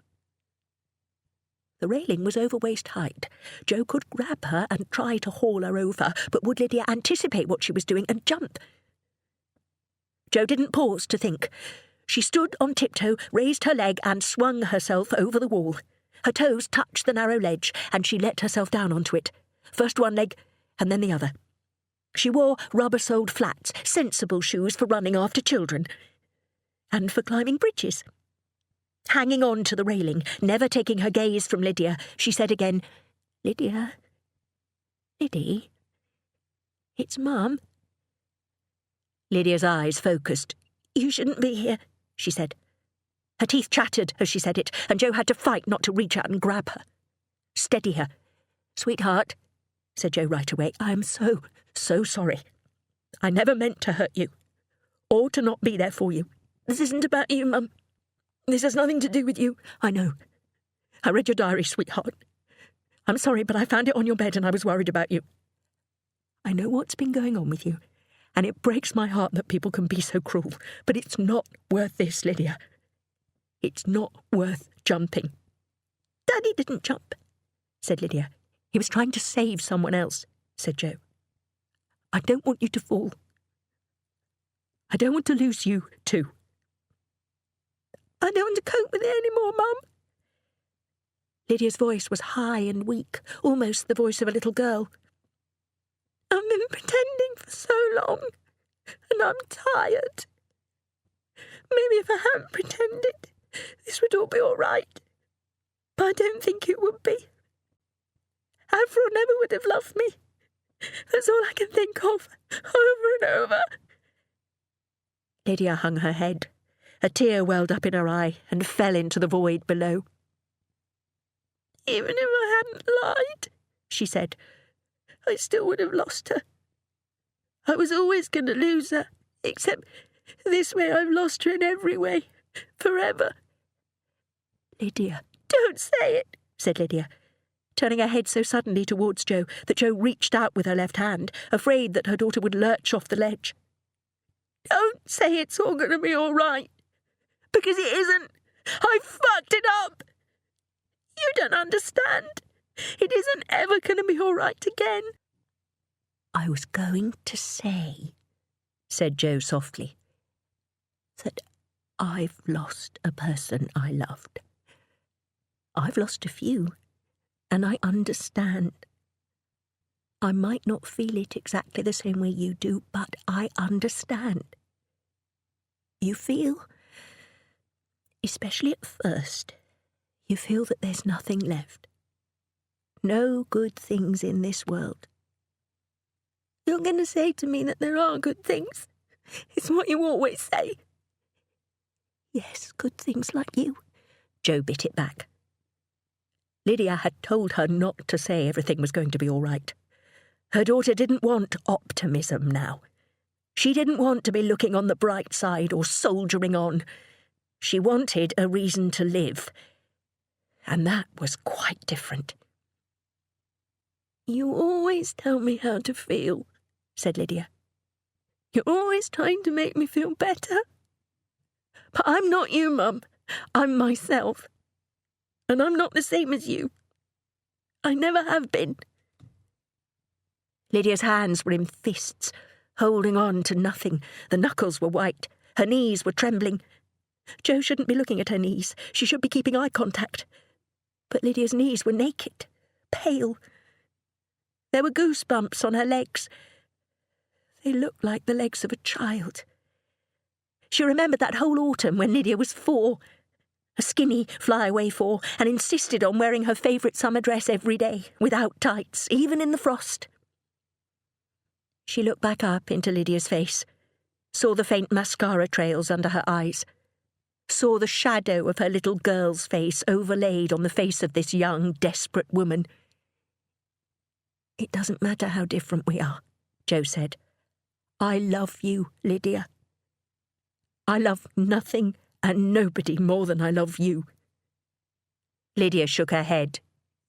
It doesn't matter. It might not matter to you, but it matters to me, and to Oscar, and to Iris, and to me, said Honor. Jo glanced over her shoulder just long enough to see that Honor had left the car and was standing behind them.